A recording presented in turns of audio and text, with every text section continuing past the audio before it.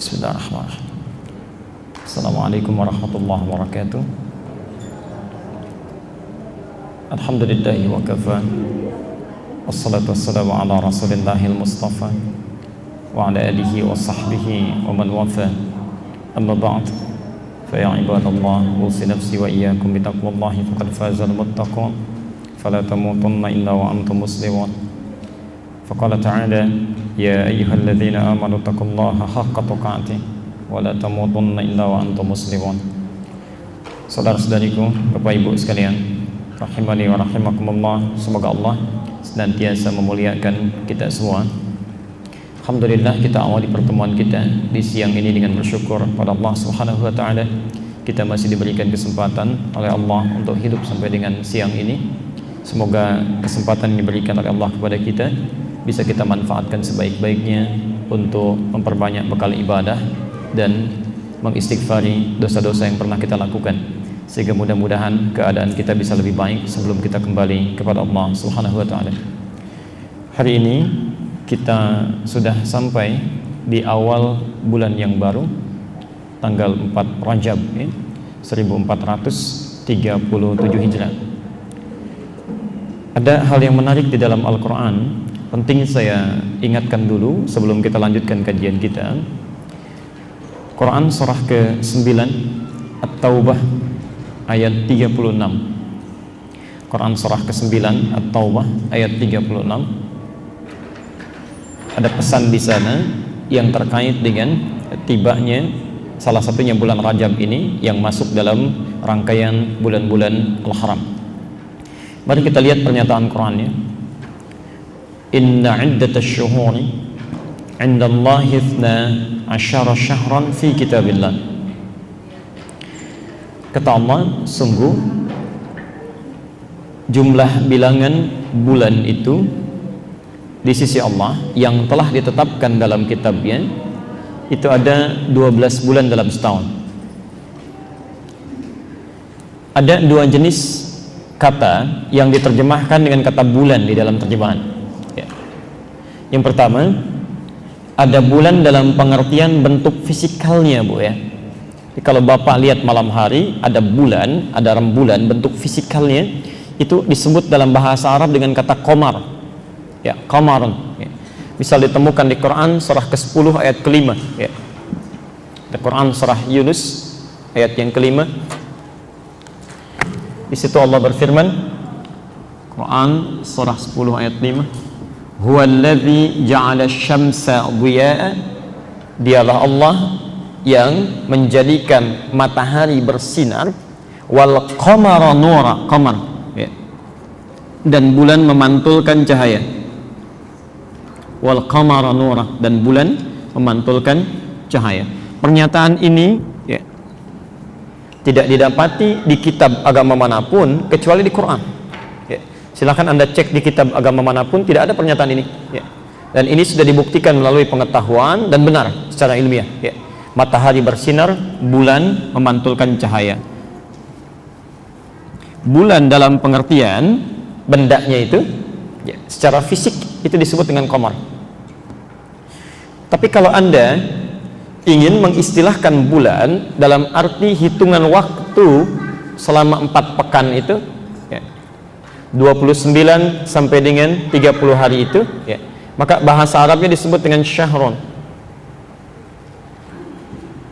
Syahrun ya. Jamaknya disebut dengan syuhur atau ashhur ya. Pelan-pelan.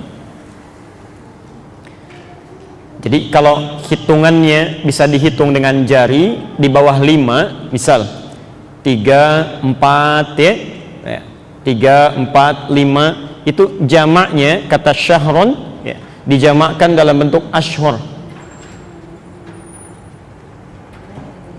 Ashhur. Tapi kalau lebih daripada 5, 6 apa? Oh, nanti kita buka sesi ya. Baik. Sahur itu hal yang lain ya. Jadi cuma ada 2 jamak dalam bahasa Arab ya. Beda antara sahur dengan syuhur, itu lain ya.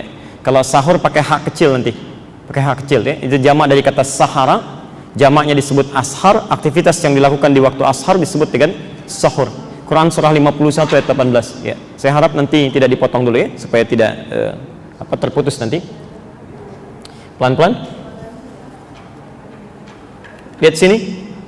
Shin, ha besar, ra ya, syahron. Ini bentuk tunggalnya. Kalau bentuk jamaknya, bentuk plural ya. Misal yang lebih daripada satu tapi kurang dari 5 ya. Misal 2, 3 ya, 4, 5 itu dijamakkan dalam bentuk ashhur. Misal bulan haji puncaknya di bulan Dzulhijjah. Puncaknya bulan Dzulhijjah. Tapi persiapannya di bulan Syawal sudah mulai ya. Nanti insya Allah gelombang pertama yang berangkat itu ya, untuk berhaji akhir Syawal sudah mulai berangkat ya. Karena itu bulan-bulan ini disebut dengan bulan-bulan haji ya. Dari mulai Syawal, Dzulqa'dah, Dzulhijjah ya. Di berapa bulan itu? 3 ya. Syawal, Dzulqa'dah, Dzulhijjah. Turun ayat Quran surah kedua Al-Baqarah. Quran surah 2 Al-Baqarah ayat 197 ya. Posisi sebelah kanan paling atas ya. Al-hajju ashhurum ma'lumat ya. Ibadah haji itu pemberangkatannya akan dimulai pada bulan-bulan yang sudah diketahui. Dari mulai Syawal itu ya. Syawal, Dzulqa'dah, Dzulhijjah. Pakai ashhur. Pelan-pelan.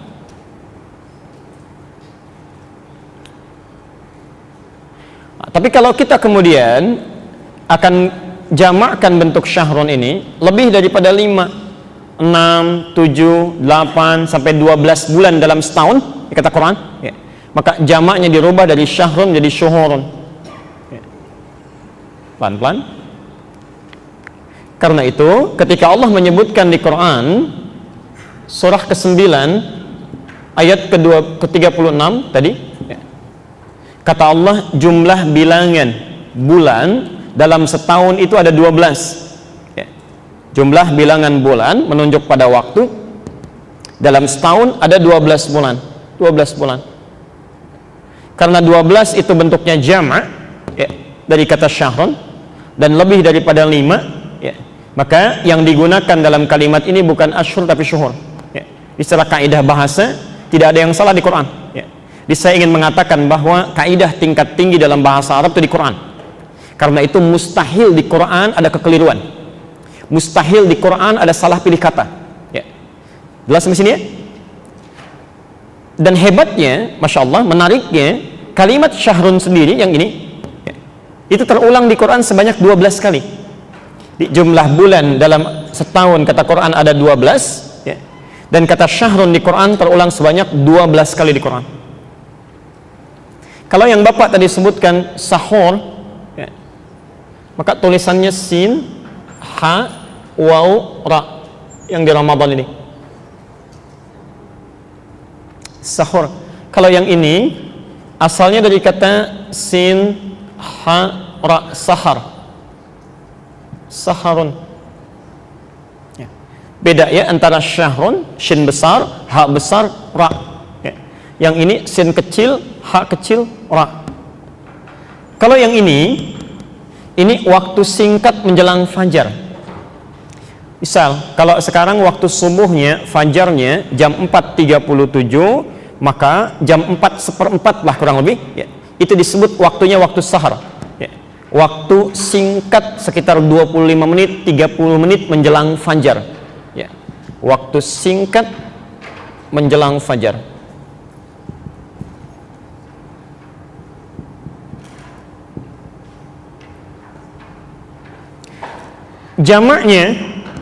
Jamaknya itu disebut dengan ashar. Beda dengan ini ya. Kalau ini ashhur, ini asharun ya. Asharun ini jamaknya. Pelan-pelan. Aktivitas yang dilakukan di waktu sahar ya. Jadi kalau bapak ibu sempat bangun di waktu sahar ya, menjelang fajar misalnya, atau setelah selesai tahajud kita tuntas, fajar belum datang, itu kita masih di waktu sahar ya. Nah, aktivitas yang kita lakukan di waktu sahar itu namanya sahur. Ya, namanya sahur. Sahurun.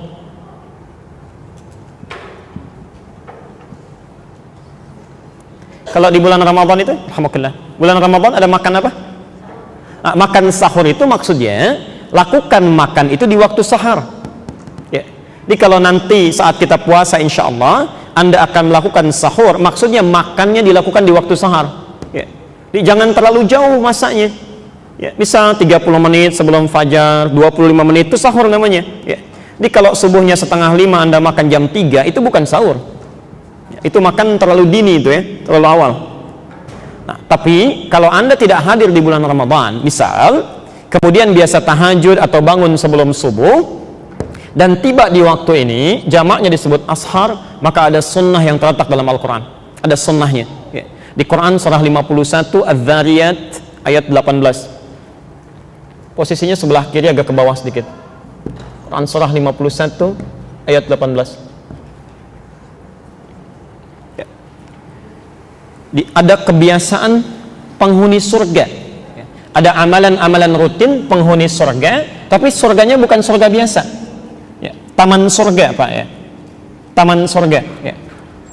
Kalau ibu bapak mau baca, dimulai dari ayat ke-15 ya, kita lihat nanti amalannya ya. Innal muttaqina fi jannatin wa 'uyun. Ada sementara orang-orang takwa yang nanti tempat tinggalnya akan tinggal di taman surga. Apa keistimewaan taman surga dibanding surga biasa? Ya. Kalau surga biasa, Anda butuh sesuatu ya, yang kelas standar itu, nanti kita lihat ayat-ayatnya di Quran di lain kajian ya. Ya. Itu yang melayani namanya pelayan surga. Wildanun mukhalladun. Ya. Jadi kalau Anda yang ikhwan laki-laki dilayani oleh bidadari-bidadari surga. Ya. Kalau ibu dilayani oleh pangeran-pangeran surga, namanya wildanun mukhalladun. Ya. Kata Allah, Anda mau minum saja bi aqwabi wa abariqa wa ka'sin min ma'in, itu membawakan gelasnya saja terbuat dari lapisan emas, dihiasi dengan mutiara-mutiara yang sangat berkilau, yang belum pernah kita lihat saat di dunia, belum pernah kita dengar, belum pernah kita bayangkan dalam benak kita itu. Ma la 'ainun ra'at wa la udhunun sami'at wa la khatara 'ala qalbi bashar. Itu surga biasa. Tapi taman surga tidak. Yang memberi langsung Allah. Langsung Allah. Dan kun fayakun, tidak perlu dibayangkan, langsung ada ya. Akhidhina ma atahum rabbuhum, langsung mendapatkan apapun yang dia inginkan, Allah yang berikan ya. Apa amalannya saat di dunia sehingga dia bisa sampai ke surga tingkat itu ya? Innahum kanu qabla dzalika muhsinin, mereka itu saat di dunianya orang-orang muhsin, amalannya satu, ayat 17-nya kanu qalila minal laili ma yahja'un, mereka saat di dunia itu, ini redaksi Quran ya, saat di dunianya sedikit tidurnya ya. Dia sering bangun malam gitu ya, sering bangun malam, sering tahajud. Di ahli akhirat taman surga sedikit tidur ya, ahli dunia sedikit-sedikit tidur ya. Time. Ahli akhirat sedikit makan, ahli dunia sedikit-sedikit makan ya. Time. Nah, yang menarik begini, lalu dia bagi dua. Setelah selesai tahajud menjelang fajar, wabil ashari, nah itu tadi pertanyaannya, wabil ashari, dan di waktu-waktu sahar menjelang fajar, hum yastaghfirun, mereka banyak beristighfar kepada Allah, ingat dosa-dosanya ya. Ya Allah, astagfirullah, astagfirullah, dia tangisi dosanya itu ya. Dia takut kalau kemudian beraktivitas masih membawa dosa ya. Dosa hari kemarin belum diampuni, sekarang sudah mau berdosa lagi ya. Jelas Pak ya? Sampai sini ya. Nah, kita kembalikan dulu, tadi saya jawab dulu pertanyaan yang ditanyakan. Jadi maaf Bu ya, Pak ya, kalau sadar masih ada dosa dibawa sampai dengan hari ini, maka setidaknya jadilah orang cerdas, banyak beristighfar ya. Nabi saja yang dijamin masuk surga, dijaga dari kesalahan, surga tingkat tinggi, itu diriwayatkan minimal masih beristighfar kepada Allah 70 kali sebelum tidurnya, masih beristighfar. Maka kita yang bukan nabi, bukan rasul, yang tidak bebas dari dosa, yang belum jelas surga ya, masih menegangkan hisabnya, seharusnya lebih banyak daripada yang dilakukan oleh Nabi SAW. Saya kembalikan ke sini. Kata Quran, setahun itu ada 12 bulan ketetapan Allah. Minha arba'atun hurum. Dari 12 ini ada 4 bulan yang langsung disebut oleh Quran dengan namanya bulan hurum. Oh, hati-hati ya. Minha arba'atun hurum. Dari 12 ini ada 4 yang disebut dengan bulan hurum.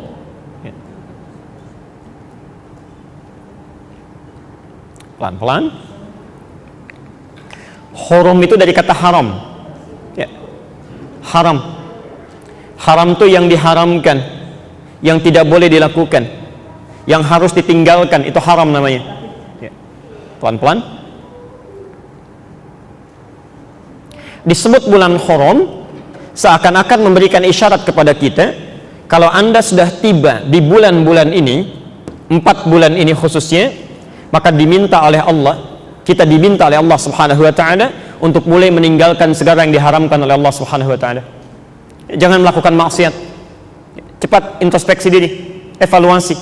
Sudah berapa banyak dosa dikerjakan sampai tiba di bulan ini? Ya. Saking sayangnya Allah, ada orang diwafatkan sebelum datang bulan ini, kita masih dihidupkan sampai ke salah satu di bulan ini. Saking sayangnya Allah untuk mengampuni dosa-dosa kita. Ya. Ya. Pelan-pelan dulu sebentar. Sebelum diteruskan ayatnya, kita bertanya, ya Allah, apa saja yang 4 bulan ini? Ya. Baik, mari kita tanya pada Rasulullah SAW. Ya. Dijawab oleh Nabi SAW yang 4 ini di hadis riwayat Al-Bukhari dari Abu Bakrah, nomor hadis 3197. Nomor hadis 3197. Nanti saya bacakan hadisnya. Nanti kalau mau dicari hadisnya, cari di kitab hadis ya. Jangan cari di Google, nanti takutnya beda gitu ya. Nggak ketemu nanti. Baik. Saya pernah ditanya, Ustadz, kenapa nomornya beda? Oh, antum cari di mana? Di Google ini. Nggak sama ya. Baik, coba cek dulu di kitabnya, pelajari dulu. Saya bacakan hadisnya. Az-zamanu, kata Nabi, qad istadara kahayati. Waktu itu, waktu diciptakan oleh Allah akan terus berputar, tidak berulang. Ya, tidak berulang.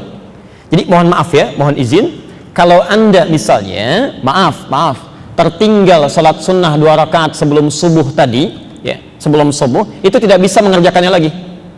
Untuk esok hari tidak, itu sudah berbeda. Anda tak bangun malam untuk tahajud, tidak bisa berulang. Ya, tidak bisa berulang. Kita hanya bisa menyiapkan untuk mengerjakannya yang malam nanti. Itu pun kalau hidup nanti. Ya. Kalau wafat sudah selesai. Ya.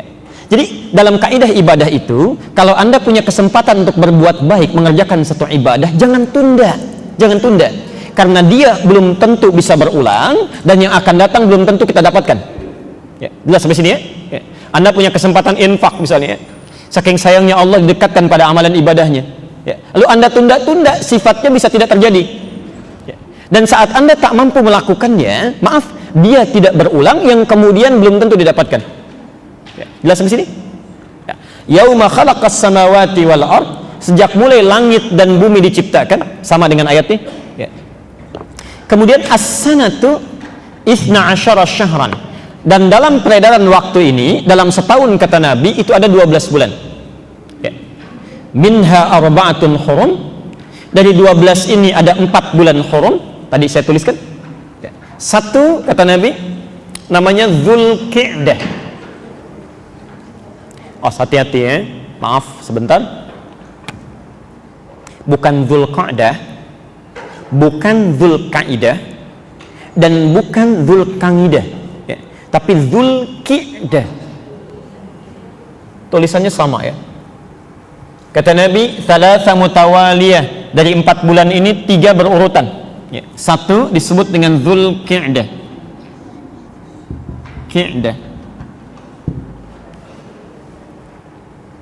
Yang kedua Dzulhijjah. Dzulhijjah. Pelan-pelan. Yang keempat, kira-kira apa? Bukan Muharram tapi Al-Muharram. Bukan Muharram tapi Al-Muharram. Al-Muharram. Jadi 3 berurutan, thalatha mutawaliyah, 1 Dzulqa'dah. Ingat bukan qa'dah ya. Perhatikan, saya terangkan singkat dan saya tidak akan mengulang lagi. Ya, dan jangan tanyakan tentang ini lagi. Ya. Lihat sini. Dzu artinya duduk. Ya. Dzu yang punya, maaf. Dzu itu yang punya, yang melakukan. Ya. Qa'dah artinya duduk. Qi'dah pun artinya duduk. Kalau saya duduk begini, baru duduk, kemudian saya bangkit lagi, bangun lagi, itu namanya qa'dah. Qa'dah. Ya. Saya ulang ya. Kalau saya duduk begini, kemudian saya bangun lagi, singkat, itu qa'dah namanya. Dalam kaidah ilmu bahasa Arab disebut ismun marrah. Marrah itu yang sekejap, cepat. Ya. Tapi kalau saya duduk misalnya begini, saya santai dulu, kadang minum dulu, diskusi, itu qi'dah namanya. Qi'dah. Ya. Kenapa bulan ini disebut dengan Dzulqi'dah, bulan yang ke-11, bukan qa'dah? Karena biasanya orang-orang Arab yang di sekitaran Mekah yang suka berniaga keluar Mekah, ya, kadang-kadang ke Yaman, kadang-kadang ke Syria berdagang, ya. Karena semakin dekat bulan haji, yang dikunjungi itu datang ke Mekah. Ya, jadi yang biasa dikunjungi di Yaman, di Syria, di Syam itu datang ke Mekah. Ya. Mereka menjadikan Mekah sebagai pusat niaga. Ya. Karena yang dikunjungi balik datang ke Mekah, akhirnya orang-orang Mekah pada duduk. Ya, duduk santai aja, ya. Di rumah nunggu, minum teh, ngobrol-ngobrol dan sebagainya. Bulan itulah kemudian yang dikenal dengan Dzulqi'dah, bulan duduk-duduk santai. Ya. Jelas di sini? Right. Yang keempat, Rajab. Rajabun Mudhar ma baina Jumada wa Sya'ban. Keempat bulan Rajab. Yang terletak di antara bulan ke-6, Jumada dan Sya'ban. Rajab. Baik, mohon izin pelan-pelan. Kita sekarang ada di sini. Saya ulang ya. Kita sekarang ada di sini. Sekarang tanggal 4 Rajab. Baik. Saya resum kembali. Kata Allah, 1 tahun ada 12 bulan. Dari 12 bulan ini ada 4 namanya bulan haram. Bulan yang tidak boleh kita bermaksiat di dalamnya. Bulan yang harus berevaluasi berapa dosa yang sudah kita kumpulkan sampai di hari itu. 4 bulan ini kata Nabi, 3 berurutan, Dzulqi'dah, Dzulhijjah, Al-Muharram. 1 terpisah dari yang 3 ini, Rajab. Nah sekarang kita berada di bulan ini. Baik, kita teruskan dulu ayatnya, Quran surah 9 ayat 36. Ya Allah, kalau kami ingin berevaluasi diri, meninggalkan maksiat, apa yang pertama kali mesti kami lakukan? Ya. Kita lihat ujung ayatnya dan kita berhenti di sini, kita sambungkan pada kajian kita. Fala tazlimu fihinna anfusakum. Masyaallah. Silahkan cek ayatnya. Kata Quran, kalau sudah ada seorang yang tiba di waktu ini, apakah itu bulan Dzulqi'dah, Dzulhijjah, kemudian Al-Muharram ataupun bulan Rajab, maka yang pertama kata Allah yang harus dia camkan, jangan pernah melakukan maksiat. Jangan zalimi diri sendiri pada bulan ini. Jangan berbuat zalim. Ya. Saya mohon izin sebentar ya, untuk menyampaikan berita yang sangat penting. Bapak Ibu sekalian, pernyataan Allah ini karena menjadi fitrah dalam kehidupan. Orang-orang di zaman jahiliyah saja, sebelum Nabi tiba, kalau sudah datang 4 bulan ini, misal bulan Rajab, ya, itu yang biasanya perang akan gencatan senjata. Yang biasanya berselisih itu akan damai. Yang biasanya saling mencela itu akan diam. Ya. Di misal, kalau ada yang dicela di bulan Rajab, dia akan katakan, nggak apa-apa, nanti saya balas setelah bulan ini, setelah sebulan ini. Ya. Mereka diam. Ya. Yang berperang diam, yang berselisih diam, yang mencela tidak ada, semua diam. Ya. Ini Anda bayangkan, orang jahiliyah saja tiba di bulan-bulan haram, mereka bisa memperbaiki diri dan bisa menghentikan perbuatan-perbuatan buruknya. Maka bagaimana dengan orang-orang yang sudah tidak hidup di zaman jahiliyah? Diturunkan nabinya, dibimbing masih berbuat sesuatu yang tidak pernah dilakukan oleh orang di zaman jahiliyah. Ya, maka ada sesuatu yang salah. Maka mohon izin, saya sangat bermohon sebesar-besarnya, mumpung kita yang dipilih oleh Allah masih hidup di awal bulan ini, barangkali saking sayangnya Allah kita diminta untuk berevaluasi diri. Ya, coba dicek. Tidak usah tunjuk orang lain ya, dimulai dari diri kita dulu, dari ujung kepala sampai ujung kaki, berapa banyak maksiat yang sudah dikumpulkan sampai hari ini. Oh, saya sangat serius menyampaikan ini, ya, sangat serius. Di banyak orang yang barangkali sudah diwafatkan oleh Allah, menurut Allah selesai, ya, dosanya sudah ringan, amalannya banyak. Kita dihidupkan sampai hari ini sekedar untuk diingatkan, hei, waktu kamu barangkali singkat, ya, sebentar lagi pulang, ya, sebentar lagi mungkin meninggal, yang tidak kamu ketahui kapan, barangkali keluar dari sini bisa pulang, ya. Karena itu saat Allah memberikan kesempatannya, tolong jangan sia-siakan, ya. Cobalah Anda diam sejenak, kemudian beristighfar kepada Allah, ingat dosa-dosa kita. Maaf, berapa kali mata ini salah pandang, berapa kali lisan salah bertutur, barangkali Anda yang jadi suami berapa kali telah marah pada yang tidak pada tempatnya, keliru berucap, ya. Ibu yang jadi istri berapa kali wajahnya tidak menyenangkan, ya, pikiran yang buruk terhadap suaminya, pada anaknya, pada tetangganya. Yuk, sebelum diwafatkan coba ingat-ingat dulu itu, ya. Belajar untuk menangis, ya, jangan terlalu banyak tertawa, belajar untuk menangis. Coba malam ini menangis, ya. Tak mampu besok, tak mampu lagi besok, ya. Kalau tidak mampu lagi, coba tangisi diri kita yang belum bisa menangis, ya. Itu insya Allah ada kebaikan-kebaikan bisa didapatkan, ya. Mudah-mudahan Allah jadikan kita termasuk orang-orang baik yang punya kesempatan untuk memperbaiki diri, ya. Saya pekan lalu sempat di Tanah Kusir. Alhamdulillah Allah berikan macet itu pas dekat pemakaman itu, ya. Alhamdulillah sekitar 15 menit. Saya lihat ke kiri begini, ya. Begitu lihat ke kiri saya berpikir, Allahu Akbar, apa yang telah saya lakukan, ya. Mengapa manusia banyak mengumpulkan tanah yang luas, tempat yang luar biasa, bangunan yang tinggi, ternyata ketika pulang, ya, dicari-cari 200 meter yang ada 2 meter pun tidak, ya, 2 meter pun tidak, ya. Cari tempat-tempat yang tinggi, rumah yang mewah, begitu pulang begitu sederhananya. Dan hebatnya manusia yang saat punya sesuatu dalam hidupnya tidak mau berbagi, saat meninggal dipaksa oleh Allah untuk berbagi. Ini kamu yang sangat eksklusif tinggal di komplek itu, yang tidak mau melihat pada yang lainnya, tidak mau berbagi, saya tempatkan di satu tempat yang berbagi dengan yang lainnya, cuman 2 meter, 2 meter, 2 meter, dempetnya luar biasa, ya. Apa yang telah Anda lakukan, ya. Dan hebatnya saat melihat ke sisi kanan, Masya Allah, Allah perlihatkan ada sekelompok orang membawa buah-buahan, ya. Ada yang bawa jeruk, bawa apel, disimpan di atas makamnya, nyalakan satu dupa, dia lihat begini. Itu saya perhatikan betul momen itu, saya tunggu-tunggu beberapa menit. Allahu Akbar, ternyata yang mau dikasih buah di dalam itu nggak keluar, Bu, nggak keluar. Dia buka, terima kasih, diambil misal, ya. Dan yang lihat itu cuma bengong aja, Pak, lihat begini tuh. Ternyata betul kata Quran, kalau sudah kita masuk ke dalamnya nggak akan bisa keluar. Paling-paling cuma berharap, farji'na na'mal salihah inna muqinun, ya Allah tolong kembalikan kami, beri kesempatan sedikit saja, kami yakin sekarang engkau benar, ya. Mumpung sekarang masih diberi kesempatan, coba perbaiki, ya. Cobalah belajar pada anak-anak Palestina itu, ya. Anak-anak Libya, anak-anak Syria. Kenapa diwafatkan masih kecil-kecil itu, 4 tahun, 5 tahun, 6 tahun. Anda jangan hanya menghadirkan kasihan mereka, barangkali kita yang dikasihani itu, ya. Itu anak-anak di sana, informasi saja, ya, 4 tahun, 5 tahun itu rata-rata, Bu, hafal Quran, ya. Paling minimal paling setengah Quran, 10 juz, 15 juz itu, ya. Makanya Allah sayang pada mereka. Nah, kamu capek hidupnya, sudah sesuai dengan ajalnya, sudah selesai, pulang, sini, pulang. Kamu makan roti setengah juga kadang-kadang dibagi 16 orang, saking gak ketemunya puasa berhari-hari, kan? Penghafal Quran.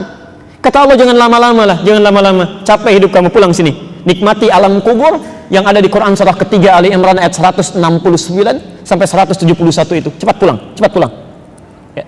Makanya mereka sudah belajar, ya.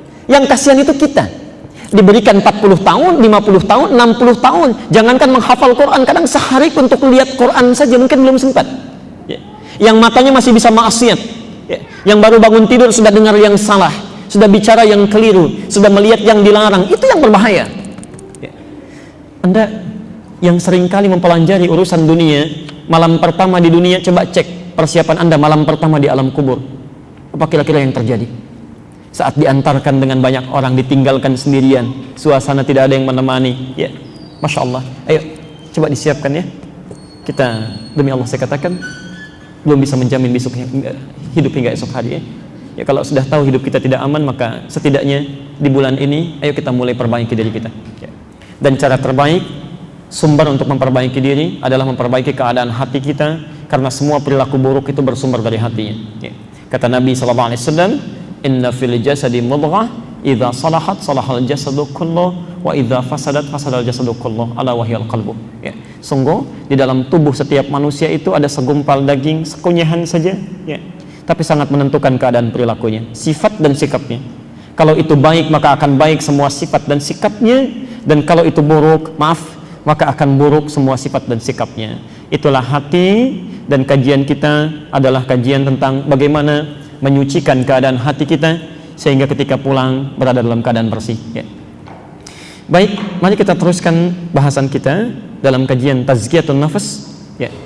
Metode untuk bisa membersihkan keadaan diri dan hati kita. Hari ini kita akan teruskan membahas penyakit yang pertama, ya, masih dalam bahasan penyakit al-kibru atau sifat sombong. Saya sudah tepati janji saya, ya, untuk membawakan resumnya, ya. Jadi jangan khawatir kalau Bapak Ibu tertinggal dalam mencatat, ya. Saya bawakan 3 lembar, ya. Dan sesuai janji saya ini masih asli, masih orisinil, ya. Masih berbahasa Arab tuh, ya. Baik. Insyaallah. Ya karena nabinya orang Arab, ya. Baik, Qurannya bahasa Arab, hadisnya bahasa Arab, ya. Jadi saya tulis dalam bahasa aslinya, ya. Baik. Dan kita bahas dalam uraiannya dengan bahasa Indonesia supaya nanti punya 2 manfaat, ya. Anda paham bahasa Arab dan insyaallah juga paham tentang isinya. Nanti bisa diperbanyak, ya, insyaallah. Baik, tolong fokus sebentar, saya ingatkan dulu. Kajian tazkiyatun nafas terbagi pada 2 inti, ya. Saya ingin ingatkan dulu, nanti baru saya sambungkan ke sini, ya. Inti pertama itu membahas tentang aspek pencegahan, ya. Saya ulang, membahas tentang aspek pencegahan, ya. Ini telah saya terangkan hanya untuk sekedar mengingatkan kembali saja, ya. Misal begini, ada penyakit iri hati, ya. Sebelum sampai ke dalam hati, ya, pertanyaan pertama yang diajukan oleh Al-Quran adalah kenapa penyakit itu bisa masuk ke hati? Kalau kita bisa cegah penyakitnya, kenapa harus kita obati? Kalau Bapak Ibu bisa mencegah dari penyakit flu, kenapa harus berobat dari penyakit flu? Ya, cegah aja dulu, ya. Kalau bisa mencegah penyakit demam berdarah, kenapa harus diobati penyakit DBD-nya? Ya. Maka penyakit hati pun itu bisa dicegah, ya. Anda cegah ini, Anda tidak akan terjangkiti, ya. Baik, bahasan pertama ini sudah kita tuntaskan. Anda yang belum sempat melihat atau mempelajarinya bisa kemudian dilihat rekaman pelajaran kita yang sebelumnya, ya. Yang kedua, ini yang jadi masalah. Kalau perisai tubuh kita terlalu lemah, kemudian tidak sanggup mencegah penyakit untuk masuk ke dalam hati, ya, sampai tiba-tiba berkumpul, marah masuk, ya, padahal sebelumnya bisa dicegah. Iri hati masuk, dendam masuk, bagaimana cara membersihkannya, ya, mengeluarkannya, ya. Itu inti kajian yang kedua, ya. Kedua-duanya ilmunya disebut dengan ilmu tazkiyatun nafas. Bagian pertama telah kita selesaikan, bagian keduanya kita sudah bahas di pertemuan lalu, satu penyakit dan itu bagian terkecilnya, ya. Sekarang kita akan teruskan mengeluarkan penyakit sombong atau al-kibru. Sombong atau al-kibru. Pelan-pelan, ya.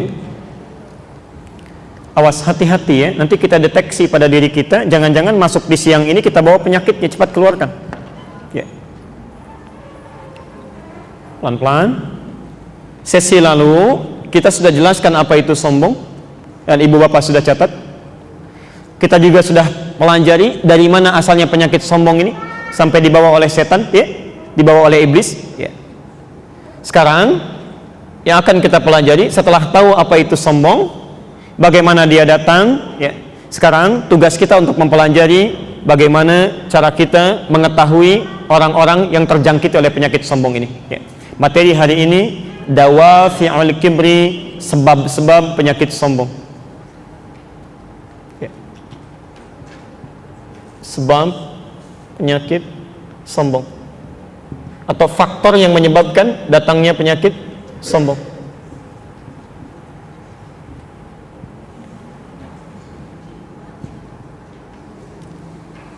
Yang barangkali tertinggal nanti lihat ulasan di pertemuan lalu, ya, supaya saya tidak banyak mengulangnya.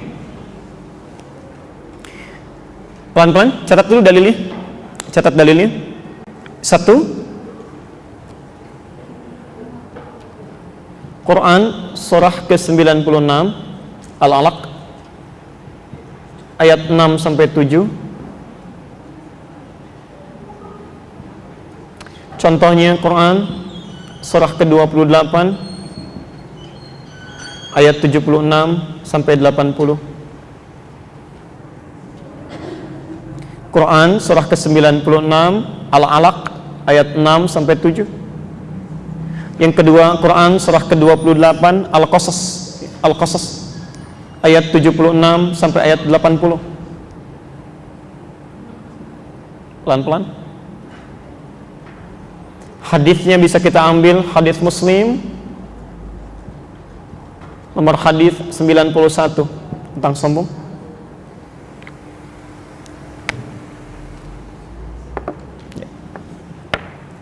Kita ambil ini saja dulu, nanti seterusnya kita bisa kembangkan ya. Pelan-pelan.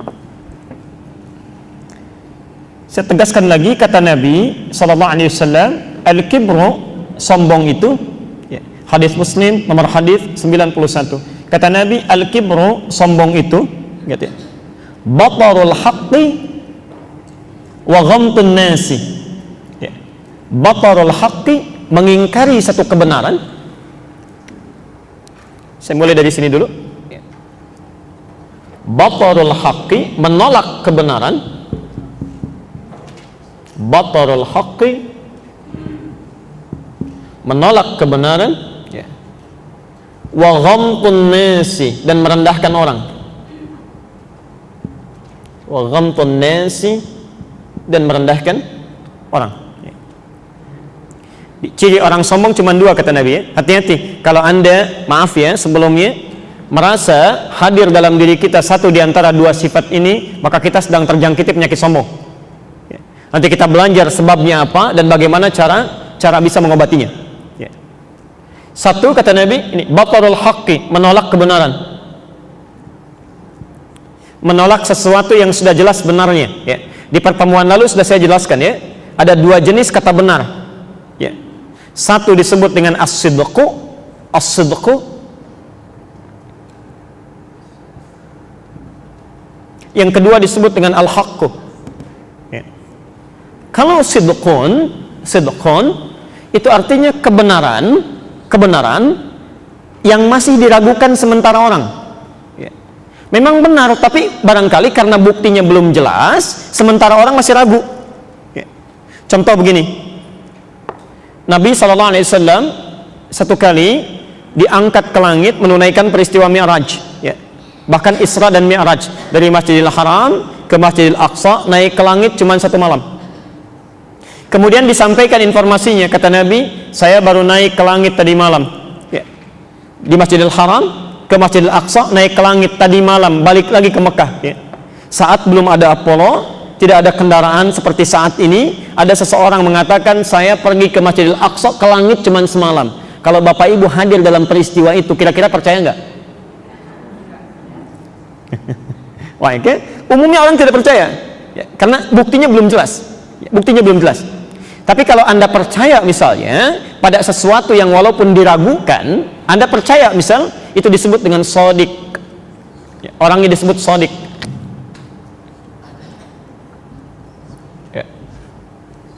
Lalu Anda benarkan, walaupun ada sedikit ketidakyakinannya, tapi Anda benarkan, itu shadiq namanya. Tapi kalau Anda yakin, seyakin-yakinnya, bahkan mengabaikan segala faktor yang diucapkan orang itu, saya yakin betul ya. Ada seseorang dijemput oleh Abu Jahal, dikisahkan, namanya Abu Quhafah ya. Dikisahkan, ini ada sesuatu yang terjadi katanya ya. Apa itu? Ikut saja, ikut ya. Begitu didekatkan pada Nabi Muhammad, dengar, ini ada pernyataan Muhammad SAW ya. Disebutkan oleh Nabi, apa yang terjadi? Saya barusan tadi malam pergi dari Masjidil Haram ke Masjidil Aqsa, diperjalankan, naik ke langit kata Nabi, turun lagi ke sini ya. Kata orang ini, jangankan beliau mengatakan demikian, kalaupun Muhammad mengatakan sekarang di balik bukit ada musuh akan menyerang kita saat ini, dan tidak terbukti benar ada musuh, saya tetap akan percaya dia, saya tetap akan percaya. Orang ini namanya Abu Bakar, Abu Quhafah. Nah, orang-orang yang yakin pada sesuatu walaupun dia tidak melihat buktinya sama sekali, itu disebut dengan siddiq namanya. Siddiq. Sejak saat itulah diletakkan nama Siddiq pada nama beliau itu, Abu Bakar As-Siddiq.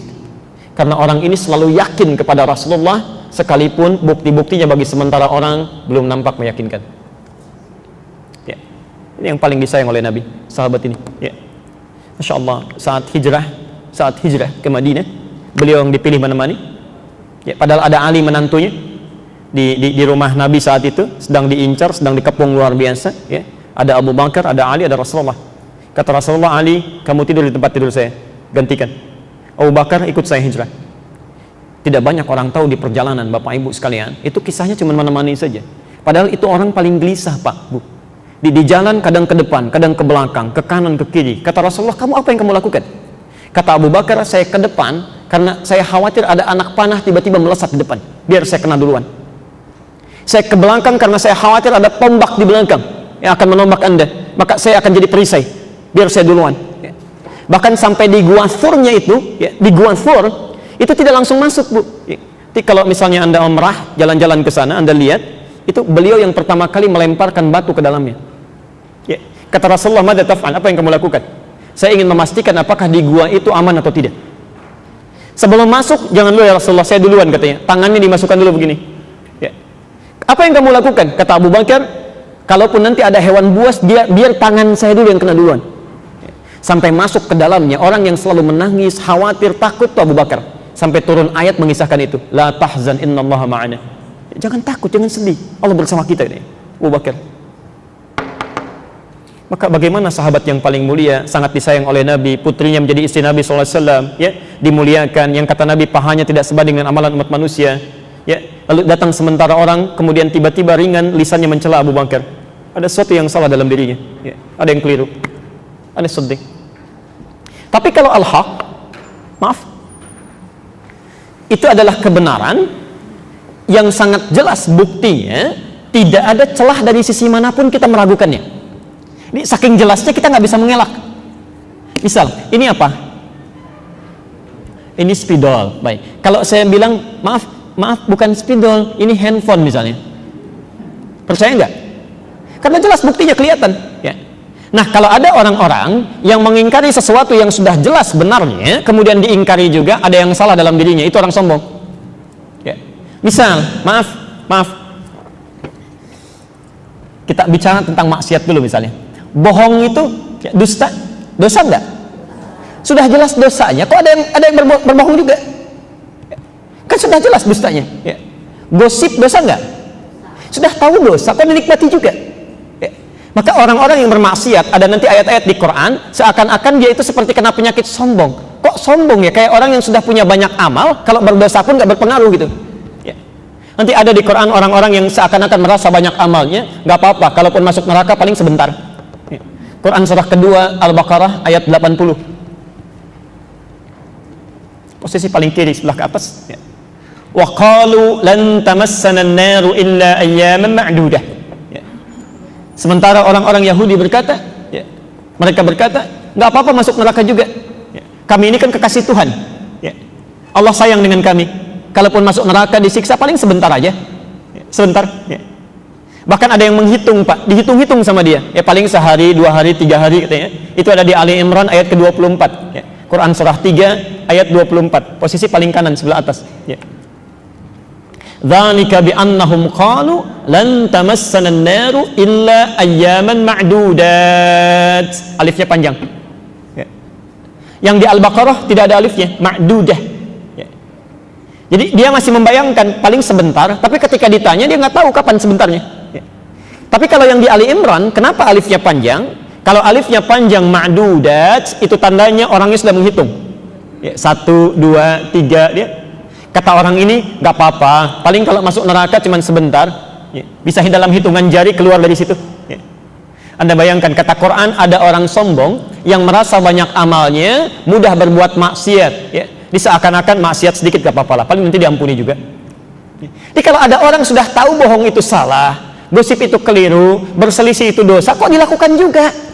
Ya. Artinya seperti orang yang sudah siap untuk itu. Ya. Makanya dijawab oleh Nabi, oleh Quran langsung. Ya. Dijawab oleh Quran langsung. Kalau mau masuk neraka silahkan. Kalau merasa singkat, seharinya 1000 tahun. Quran surah 32 ayat kelima itu. Ya. Quran surah As-Sajdah ayat yang kelima itu. Ya. Fi yaumin kana miqdaruhu alfa sanatin mimma ta'udun. Quran surah 32 ayat kelima. Yudabbirul amra minas sama'i ilal ardi thumma ya'ruju ilaihi fi yaumin kana miqdaruhu alfa sanatin mimma ta'udun. Ya, insyaallah. Hati-hati. Kata Quran kalau mau silahkan. Ya, sehari, 2 hari, 3 hari, cuman 1 harinya 1000 tahun. Ya. Jadi kalau kita konversi ke hitungan kita, kurang lebih 1 detiknya itu 48 hari. Jadi kalau ada orang masuk neraka, disiksa di situ cuma 1 detik saja, itu sakitnya sama dengan 48 hari di dunia. Bapak tahu siksa paling ringan di neraka seperti apa? Quran surah keempat An-Nisa, Bu, ayat 56. Quran surah 4 ayat 56. Itu paling ringan ya, paling ringan. Innal ladzina kafaru bi ayatina sawfa nuslihim nara. Sungguh orang-orang yang selalu mengingkari ayat kami, ya, mengingkari perintah kami, keterangan kami, ya. Ingat, kalau ada kata kafar, saya sudah pernah terangkan, itu bisa mencakup orang non-muslim atau orang Islam, ya. Di ada orang Islam mengaku muslim, disuruh salat tidak mau, baca Quran susah, diingatkan marah-marah, dia kayak orang sudah siap, ya. Kayak orang sudah siap. Kata Allah, kalau ada orang begitu, dosanya banyak, kemudian masuk neraka, paling ringannya saufa nuslihim nara. Nusli itu artinya diambil ubun-ubunnya, tarik begini, ya. Kemudian dicelupkan, maaf, pernah bikin teh celup? Teh celup kan begini, diangkat lagi ya, begini diangkat lagi. Nah itu begitu kurang lebih, ya. Nusli itu dimasukkan, diangkat lagi. Kullama nadijat juluduhum, ketika dimasukkan hancur semua tubuhnya dan kulitnya, hancur, habis. Ya. Diangkat lagi, baddalnahum juludan ghairaha. Jadi ada malaikat yang tugasnya celup, angkat, sekali celup 1 detiknya 48 hari. Jadi kalau mau coba silahkan. Makanya hati-hati kata Quran deh, hati-hati. Jangan merasa bahwa kita ketika berbuat maksiat aman dari siksa, tidak. Ya. Bahkan orang-orang yang meremehkan dosa kecil itu dosanya besar. Ya. Nanti kalau masih ada waktu, kami kisahkan bagaimana seorang yang punya banyak amalan, solehnya luar biasa, dan seorang yang banyak dosanya luar biasa, menjadi tertukar ketika menganggap remeh satu dosa. Ya. Ternyata yang soleh wafat dalam keadaan sedang bermaksiat, yang dosa wafat dalam keadaan sedang bersujud kepada Allah Subhanahu Wa Taala. Dan itu adik kakak, Bu, adik kakak. Ya. Nanti di akhir kalau masih ada waktu kita terangkan, karena bahasan kita masih jauh ya. Nah, jadi mohon maaf kalau ada di antara yang mengaku muslim, ya, kita bicara orang Islam saja ya. Kalau non muslim kita doakan supaya mendapat hidayah. Tapi kalau ada orang Islam masih senang berbuat maksiat padahal sudah jelas salahnya, ya. Setelah ke penjara, di sidang baru pakai jilbab gitu kan, baru pakai peci gitu. Anak kemana aja? Ya, jadi yang disalahkan pecinya, disalahkan jilbabnya, itu dosa itu. Hati-hati ya. Wah, yang sudah tahu salat itu benar, banyak pahalanya, ditinggalkan juga. Itu batarul haq. Ya. Wa ghamtun nas, atau dalam hidupnya, maaf, merasa hebat, merasa tinggi dan merendahkan orang lain. Ya, merendahkan orang lain. Hati-hati. Itu sifat sombong. Yang mengantarkan pada bahasan kita hari ini, apa yang menyebabkan seseorang bisa mengingkari satu kebenaran yang sudah jelas buktinya, bisa menyimpang, ya. Plus, maaf, bisa merendahkan orang lain. Apa sih sebabnya? Apa sebabnya? Nah, ini yang menjadi bahasan kita, ya. Kita mulai dari Quran surah ke-96 ayat ke-6 dan 7 Al-Alaq, ya. Kita mulai dari Quran dulu ya, dari hadis, sepanjang ada di situ keterangannya kita buka dari situ ya. Baru ke penjelasan ulama dan seterusnya. Baik. Pelan-pelan. Ada ayatnya? Kalla innal insana layatgha ar-ra'ahus taghna. Baik, pelan-pelan. Kalla, sekali-kali janganlah terjadi. Oh, hati-hati, hati-hati. Seringkali diartikan di mushaf, sekali-kali tidak ya. Itu kurang tegas, kurang tegas. Yang paling bagus terjemahannya, sekali-kali janganlah terjadi ya. Janganlah. Kalau jangan itu artinya kan larangan ya. Ya, artinya larangan ya. Baik, sebentar, tahan dulu sebentar. Mohon bersabar belajarnya ya. Saya coba terangkan dulu jenis la di dalam bahasa Arab. Kan suka dengar kalimat la gitu ya. Kata la di dalam bahasa Arab itu setidaknya umumnya memiliki 3 arti, 3 makna.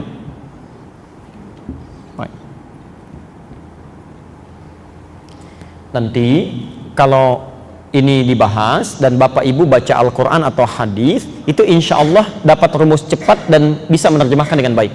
Ya. Pertama, disebut dengan la nafyi, an-nafyi. La an-nafyi.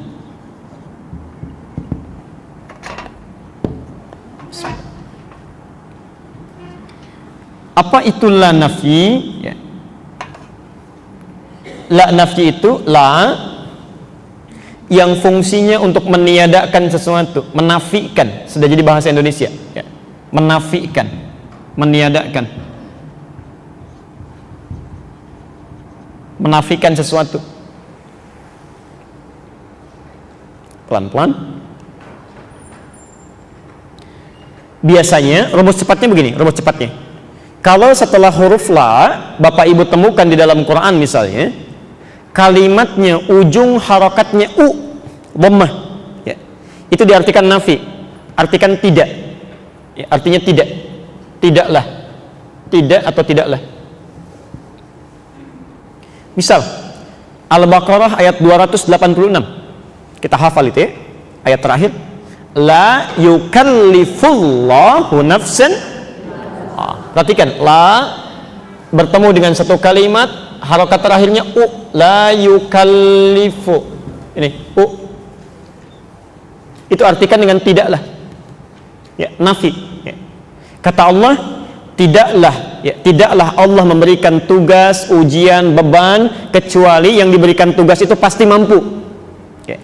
Jadi kalau Bapak Ibu sekarang sedang mendapatkan ujian seberat apapun dalam hidup, itu Allah tidak titipkan kecuali Bapak yang mampu, Ibu yang mampu, ya. Di orang lain tidak dikasih karena mereka nggak mampu. Jadi kalau Anda misalnya sekarang sedang mengalami musibah seberat apapun, sampai Anda mengatakan, ya Allah kenapa saya, ya Allah, karena kamu yang mampu, yang lain tidak, ya. Cuman Anda yang bisa, yang lain tidak, ya. Jadi kalau Allah sudah percaya kepada kita, kita jangan ragu, ya. Masa Allahnya percaya kita ragu, ya. Itu nafi namanya, ya. Jelas sebesarnya? Jelas ya? Saya pernah katakan dulu, ya, jangan Anda katakan misalnya, ya Allah why me, ya. Allah jawab why not, kenapa tidak, ya, kamu yang bisa, ya. Yang lain tidak. Kedua, ada namanya la naqsi, an-naqsi, an-naqs, ya. Sesuatu yang menunjukkan makna kurang, kurang, tidak sempurna, kurang, berkurangnya sesuatu. Cirinya, kalimat setelah la ini harokat terakhirnya itu a. Ya. Misal kita pakai kitab saja, ya. Pernah belajar Riyadhus Shalihin, ya, karya Imam An-Nawawi itu, ya. Beliau menulis Riyadhus Shalihin, ada 1896 hadis di situ, ya. Lihat hadis nomor 3, ya. Hadis nomor 3, kalau punya kitabnya sebelah kiri posisi paling atas, ya. Naqsi. Di situ ada hadis tentang larangan berhijrah setelah dibukakan kebaikan. La hijrata ba'dal fathi. La hijrata. Harakati. Ya. Pelan-pelan. Kata Nabi, kalau satu tempat sudah terbuka kebaikannya, nyaman kita ibadah di dalamnya, bisa kita mendekat kepada Allah, sudah sedikit maksiatnya, maka menetap di situ, jangan hijrah, ya. Makanya ketika Mekah itu sudah dibuka oleh Allah, jadi fatah, inna fatahna laka fatham mubina, ya. Maaf sekali lagi, patung-patung dikeluarkan, yang musyrik sudah keluar, ibadah sudah nyaman di situ. Kalau sudah seperti itu, kata Nabi, jangan hijrah, di situ aja. Coba, sekali sholat di Masjidil Haram berapa pahalanya? 100.000, Masya Allah, sekali sholat itu, ya. Dia sudah mendapatkan kemuliaan seperti itu, kata Nabi, la hijrata, jangan hijrah. Kalau hijrah, pahala bisa berkurang, kebiasaan bisa hilang. Sudah tinggal di Mekah, sholat di Masjidil Haram 100.000 pahalanya, malah pindah ke Bogor misal, jadi satu, ini berkurang, ya. Termasuk sama Anda, maafkan saya kalau kata-katanya kurang menyenangkan, tinggal di satu tempat, satu kompleks, samping masjid, ya. Ibadah sering dilakukan, taklim ada, teman-teman baik. Kalau sudah begitu bertahan. Sebab kalau Anda tidak punya kepentingan lain yang darurat, kemudian pindah tempat, itu tidak mudah mendapatkan itu lagi. mulai lagi dari awal, cari teman lagi dan sebagainya. Ya. Termasuk Anda yang sudah bekerja di tempat yang baik, mendekatkan Anda dengan Allah, dapat teman-teman yang baik, rezekinya dapat yang halal, yang berkah. Ayo bertahan di situ. Ya. Jangan cari lagi yang lain. Ya. Walaupun barangkali secara materi duniawi lebih banyak, tapi Anda sulit ke masjid lagi. Anda belum tentu temukan teman yang baik, godaannya lebih tinggi, maksiat bisa lebih besar. Maka kata Nabi, la hijrata, harakatnya fathah. Ya, fathah, bisa berkurang. Nanti kalau baca hadis-hadis lagi menemukan kalimat A, artikan kurang. Ya. Misal, la salata liman lam yaqra bi Fatihatil kitab. Ya. Berkurang pahala salat seseorang yang bisa baca Al-Fatihah dalam salat berjamaah, dia memilih tidak membacanya. Baik. Terakhir, ini yang kita bahas, la nahyi namanya. Nahyi. An-nahyi. Huruf la yang menunjukkan pada larangan. Artikan jangan. Jangan. Oke. Pelan-pelan. Artikan jangan. Cirinya, kalimat yang berada setelahnya, itu harakatnya mati, sukun. Ya, mati. Sukun. Misal, kita temukan di Al-Hujurat itu ya, ayat ke-11 itu. Ya ayyuhalladzina amanu la yaskhar qaumun min qaum. Hei orang-orang yang merasa punya iman, jangan saling mencela, kata Quran. Hati-hati, awas, hati-hati ya. Jadi kalau Anda terbiasa mencela orang lain, itu artinya imannya bermasalah. Ya. Awas. Kalau orang tidak pernah ikut taklim dia mencela, nggak usah dihiraukan. Yang jadi masalah ada orang belajar, orang sholat, orang ikut taklim mencela orang juga. Ada yang salah itu, ada yang keliru. Ya. Kalau Anda bisa berkata lembut, kenapa mesti kasar? Kalau kita bisa bersikap dengan baik, kenapa harus jahat? Ya. Kalau kita bisa mencintai orang, kenapa mencela orang? Kalau kita bisa merangkul, kenapa memukul? Ini larangan sifatnya. Larangan. Ya. Di hadis Muslim, nomor hadis yang ke-6, bab ke-4. Kalau punya kitabnya jilid pertama, halaman 111. Posisi paling kiri sebelah atas.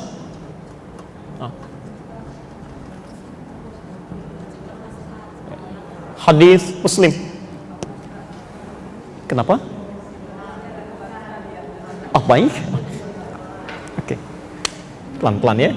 Biasanya kalau yang penting-penting saya agak lambatkan. Kalau saya dukung dengan sesuatu yang cepat, saya agak naikkan temponya. Baik. Saya kabulkan insya Allah. Jadi nanti kalau tertinggal bisa dicek rekamannya ya. Baik. Hadis Muslim, Ibu mau cek, mau juga dituliskan kitabnya? Baik. Hadis Muslim. Baik. Hadis nomor ke-6. Nomor 6. Bab 4. Bab ke-4. Hadis nomor ke-6, bab ke-4, jilid pertama, halaman 111. Posisinya sebelah kiri paling atas.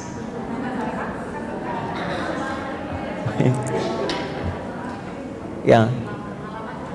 Halaman 111, Bu. Ya, terbitan Darul Hadis. Di Hadis Muslim, terbitan Darul Hadis itu ada 9 jilid, ya. Jilid pertama yang Anda buka. Sudah? Baik. Maaf ya, maaf. Di situ ada larangan an-nahyu, pelan-pelan.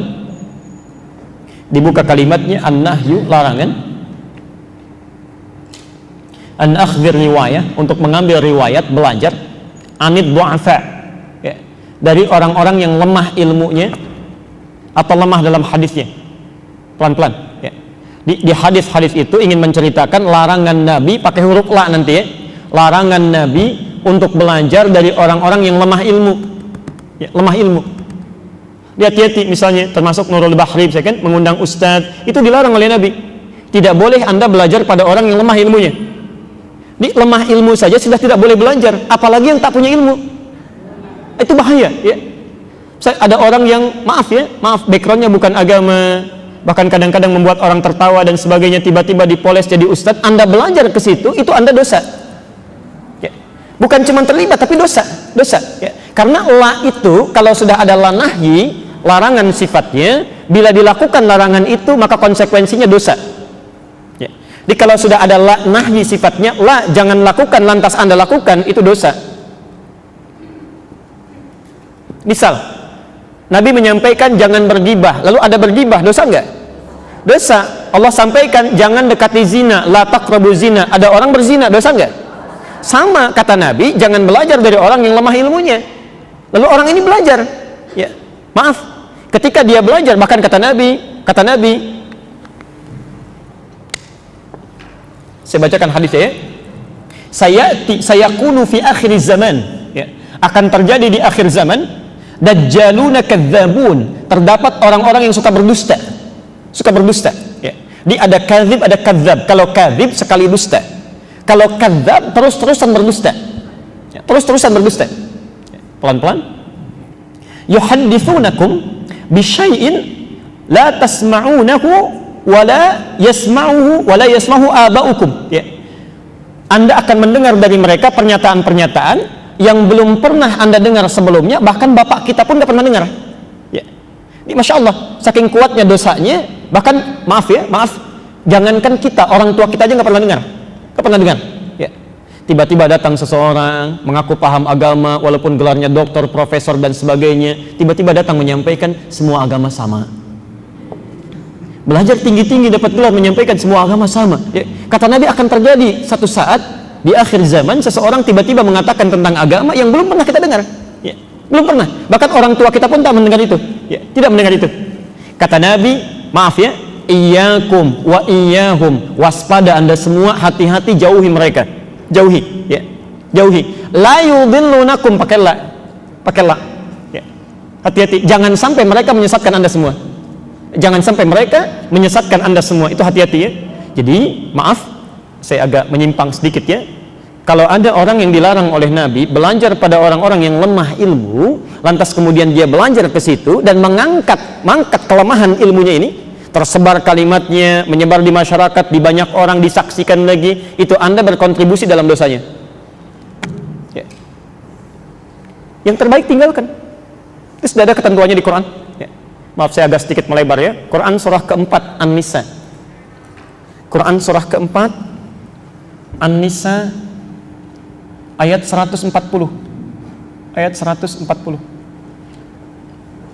Mau dicatat sama posisinya sebelah kiri paling bawah. Oke. Quran surah 4 An-Nisa ayat 140. Ada ayatnya? Wa qad nazzala 'alaikum fil kitabi an idza sami'tum ayatillahi yukfaru biha wa yustahza'u biha fala taq'udu ma'ahum hatta yakhudu fi haditsin ghairi. Ada ayatnya? Oke, saya terjemahkan ya. Terjemahkan. Wa qad nazzala 'alaikum fil kitab, dan telah tetap ketentuan di dalam Al-Qur'an, dalam Alkitab. Ya. Ini sudah tetap, nggak bisa dirubah. Kalau ada pakai qad artinya pasti, tidak boleh berubah. Ya. Jadi sampai kiamat pun tetap begini. Apa ketentuannya?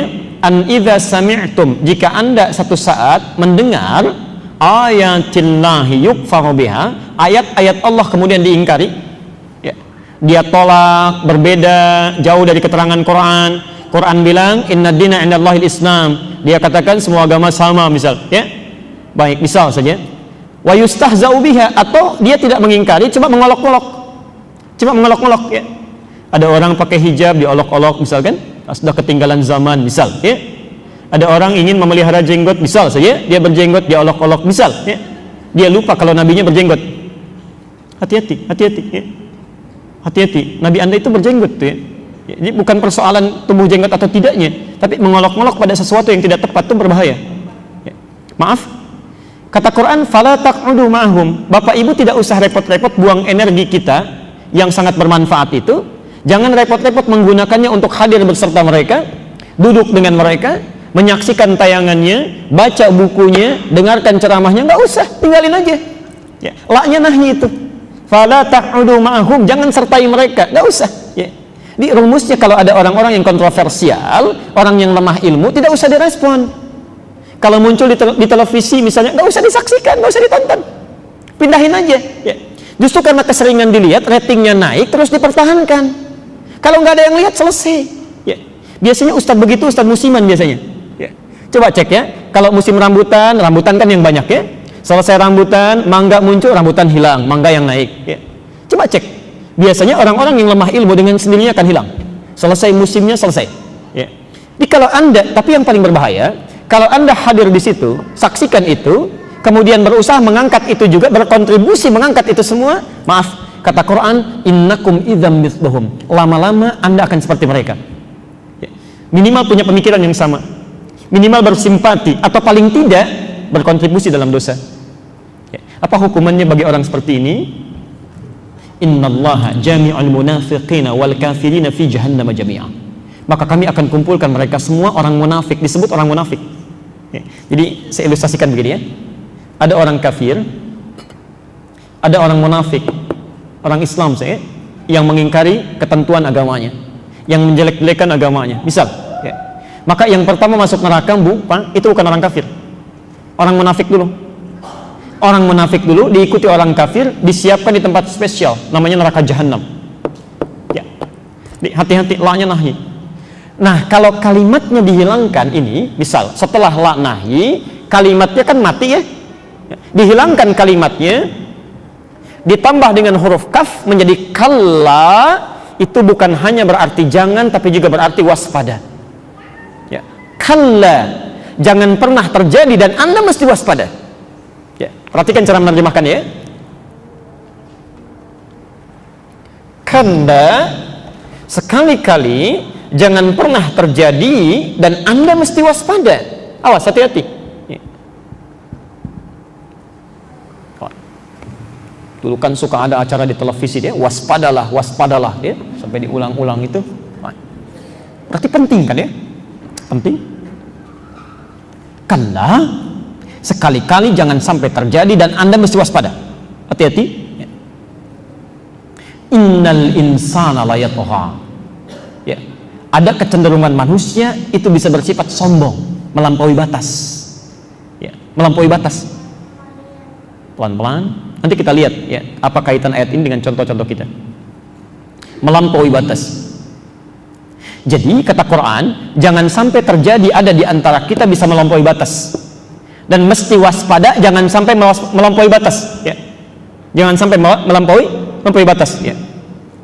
Nah, sombong adalah salah satu sifat yang muncul ketika seseorang melampaui batas ya, dalam sifatnya ya.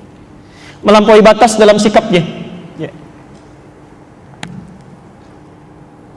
Bagaimana ini bisa terjadi? Seseorang melampaui batas kemudian jadi sombong ya. Pelan-pelan. Ayat 7-nya, ar-ra'ahu istaghna, jika sudah merasa dalam diri punya kelebihan, sudah merasa lebih, istighna namanya, al-istighna.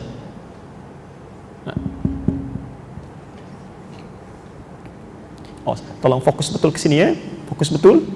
Kata Quran, sifat sombong pertama kali bisa muncul ketika seseorang merasa punya kelebihan, merasa lebih.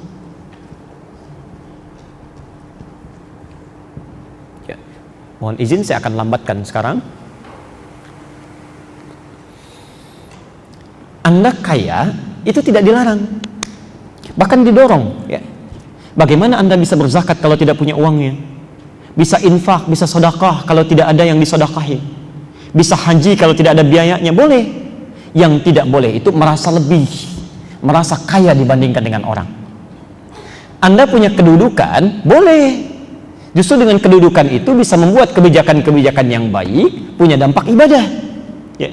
Ada seorang diangkat menjadi bupati, membuat kebijakan, ya, sholat berjamaah di masjid. Saat waktu sholat berhenti bekerja, sholat dulu misalnya. Begitu bawahannya sholat, dia dapat pahalanya. Ya, masya Allah. Bisa, Pak, Bu. Tapi yang salah, merasa lebih dengan kedudukannya sehingga berbuat zalim. Ya, sombong, bisa terjadi. Ya. Punya ilmu, boleh. Yang salah itu merasa lebih dengan ilmunya, yang lain kecil semua ya. Yang lain kecil semua, ini yang jadi bahaya ya. Kan saya sering ibaratkan ya, orang sombong itu seperti orang yang naik ke puncak yang tinggi. Dia sendirian naik, kemudian dia melihat ke bawah, orang kelihatannya kecil semuanya itu ya. Dia lupa bahwa orang di bawah pun melihat dia juga kecil di atas ya. Silakan cek, Anda naik ke tingkat tertinggi itu di menara di Masjid Nurul Bahri, lihat orang di bawah kok kayaknya kecil semua ya, kecil. Dia lupa yang di bawah pun lihat dia kecil juga.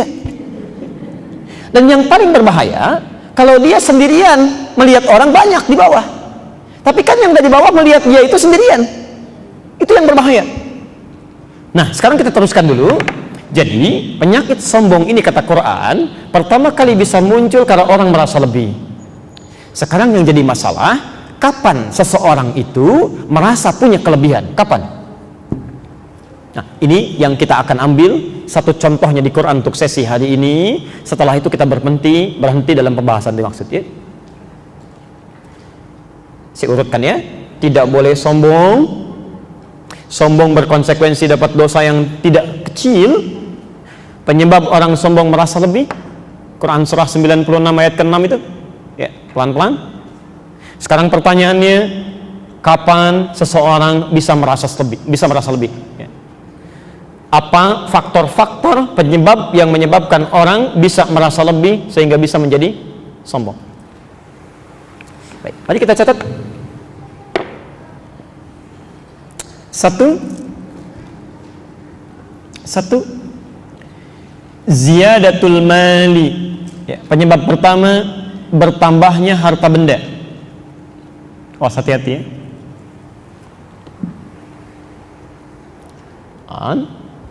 Jadi pertama ya, isyarat di Quran ditunjukkan kepada kita hal yang bisa menyebabkan seseorang punya perasaan lebih dibandingkan dengan orang lain. Faktor pertama, jika dia mengalami peningkatan harta benda. Jadi kalau hartanya meningkat, awas hati-hati ya. Seseorang yang mengalami peningkatan harta saat yang bersamaan dia akan lebih rentan diserang penyakit sombong. Ya, punya perasaan lebih.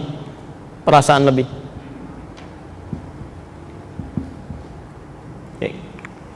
Dulu saat belum punya mobil, naik angkot kan tawadhu sifatnya, rendah hati. Begitu turun membungkuk begini kan. Mau keluar sedekah dulu, ini Pak, ini kembaliannya ambil aja. Kan begitu ya? Masya Allah, setelah punya mobil pribadi, punya BMW sendiri, begitu naik langsung ngangkatnya ke atas kan, tangannya langsung ke saku, jalannya begini kan, baik, tatapannya sudah beda itu, ini lain ya. Saya kan sering buat rumus persamaan fisikanya itu kan, F1 sama dengan F2, gaya gerak sama dengan gaya dorong gitu kan, apa yang didapatkan itu yang keluar.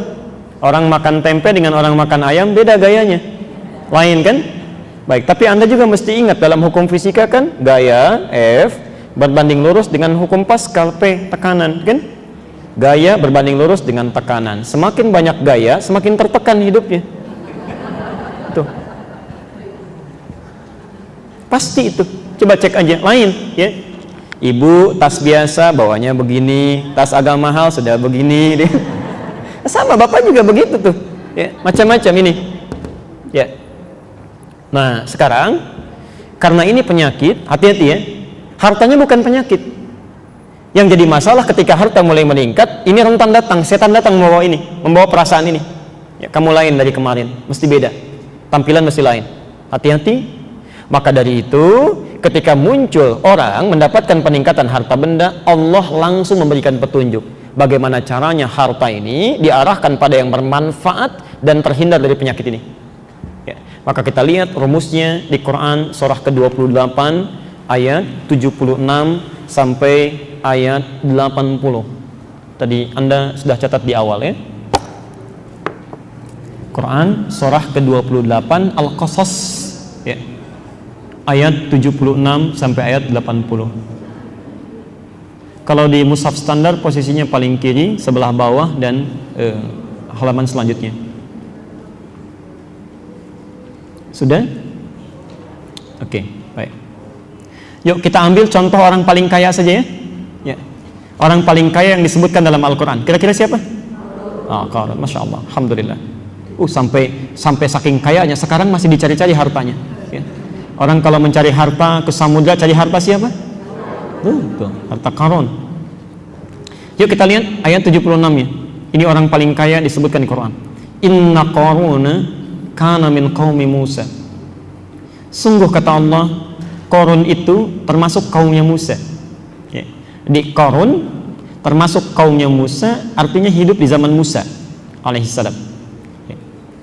Dan bukan hanya kaumnya Musa, saya pernah sampaikan di beberapa tempat, Qarun ini ternyata sepupunya Musa. Ya, sepupu Musa. Ya, sepupunya Nabi Musa alaihissalam. Jadi bapaknya Musa itu kakaknya bapaknya Qarun. Ya. Musa punya bapak namanya Imran. Tapi bukan yang di Ali Imran ya, itu beda, lain. Ya. Punya bapak namanya Imran. Qarun punya bapak namanya Yesar. Nah, bapaknya Qarun itu kakaknya bapaknya Musa. Ya, kakaknya bapaknya Musa, keturunan dari Kuhas anaknya Lewi satu di antara 12 anaknya Yakub, saudaranya Yusuf. Ya. Yakub anaknya Ishak anaknya Nabi Ibrahim alaihissalam. Ya. Bin Azar bin Nahur, ya, bin Abir bin Kinan bin Arfakhshad bin Sam bin Nuh alaihissalam, bin Mihlail bin Matusyalah bin Kinan bin Anwas bin Tis bin Adam alaihissalam. Ya. Jadi itu masih saudara. Ya. Saya tidak tahu nyambung atau tidak dengan ibu bapak nasabnya itu. Ya. Yang pasti mereka bersaudara. Qarun. Ya. Saya persingkat, Allah berikan satu titipan pada Qarun, dititipkan. Ya. Lihat kalimat Qur'annya, wa atainahu. Ya. Wa atainahu, kami berikan kepada dia, kami titipkan. Ya. Kalau bahasanya kami yang titipkan, ya Allah yang titipkan, yang punya siapa? Ingat, yang punya harta itu bukan Qarun, yang punya Allah. Tolong fokus pada runtutan rumus ini ya. Saya tuliskan satu pernyataan Qur'annya, yang punya hartanya Allah. Makanya bahasa Qur'annya kami titipkan. Wa atainahu minal kunuzi, dan kami berikan harta-harta yang cukup banyak. Oke. Hartanya banyak. Saking banyaknya, ma inna mafatihahu latanu bil usbah. Ibu bayangkan Bu ya, kunci berangkasnya saja dari hartanya ini itu tidak sanggup dipikul oleh 10 orang terkuat yang ada di zamannya. Anda bayangkan. Insyaallah. Ada orang punya harta benda, kunci berangkasnya saja itu dibawa oleh 10 orang terkuat di masanya, itu masih keberatan Pak. Masih berat ya. Luar biasa kayaknya ya. Yang paling menarik begini, tapi ketika datang harta benda ini berubah statusnya jadi orang kaya, super kaya, luar biasa. Tadi ya, peningkatan gaya hidup mulai berubah, tekanan mulai datang, penampilan mulai ingin dilihat, ingin beda dari yang lain, ya. Kalau Anda punya brankas misalnya, kuncinya Anda sembunyikan atau Anda pamerkan? Oh, pasti sembunyikan. Nggak ada orang pasang iklan, kunci brankas saya terletak di sini katanya, dia foto ya, atau dia posting di status dia, itu mustahil ya. Mustahil. Ini lain, saya mesti beda dengan yang lain. Harta saya terlampau banyak, mau diambil juga akan habis ya. Maka setiap kemana-mana itu selalu dikawal oleh 10 orang bodyguardnya, khusus untuk membawakan kunci brankasnya saja.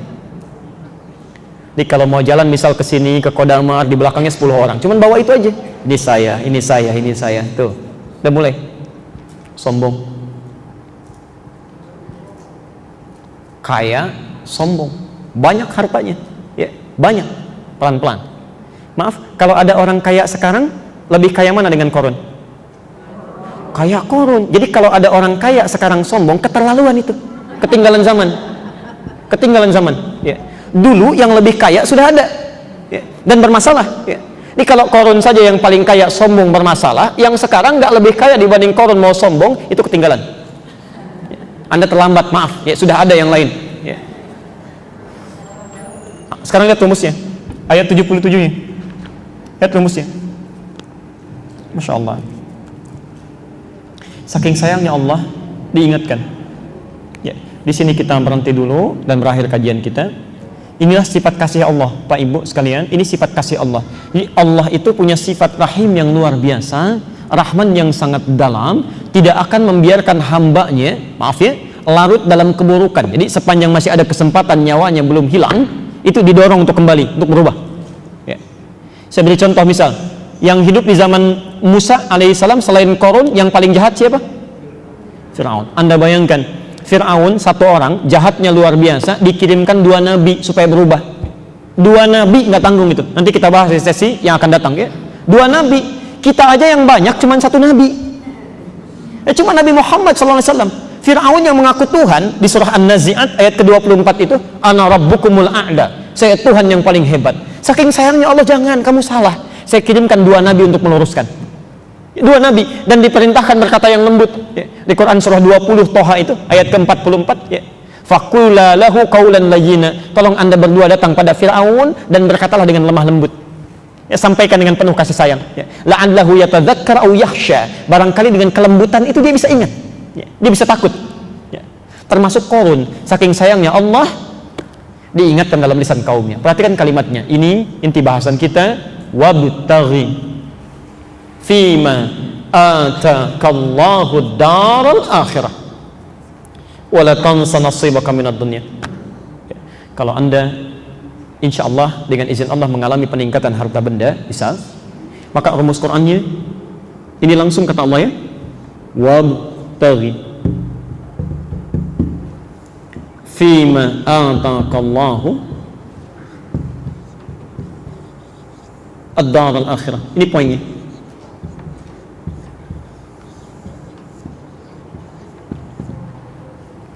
Oke. Dan kita akan berhenti di sini. Wabtaghi, perhatikan, ibtagha itu dari kata ghayah asalnya. Ghayatun artinya tujuan. Ghayatun artinya tujuan. Tujuan. Misal, Anda umrah atau haji ya, datang ke Saudi. Orang sana berkata, ishtibgha. Apa tujuannya ke sini? Mau ibadah, mau jalan-jalan, mau belanja, atau mau apa? Itu ishtibgha. Kalau berupa perintah dari kata ghaya, maka berubah dari ibtagha menjadi ibtaghi ya. Perhatikan kata Allah, dan tujuan kami titipkan harta benda itu, tujuan kami titipkan harta benda itu, tujuannya supaya Anda mencari dengan itu semua ya. Jadikan bekal ya. Saya terjemahkan bebas. Dan tujuan dari harta yang kami titipkan ya, tujuan dari harta yang kami titipkan kepadamu ini, tujuan dari harta yang kami titipkan kepadamu ya, supaya dengan itu engkau cari ya. Supaya dengan harta itu engkau cari, supaya dengan harta itu engkau cari tempat terbaikmu di akhirat, di surga ya. Tempat terbaikmu di akhirat, tempat terbaik di akhirat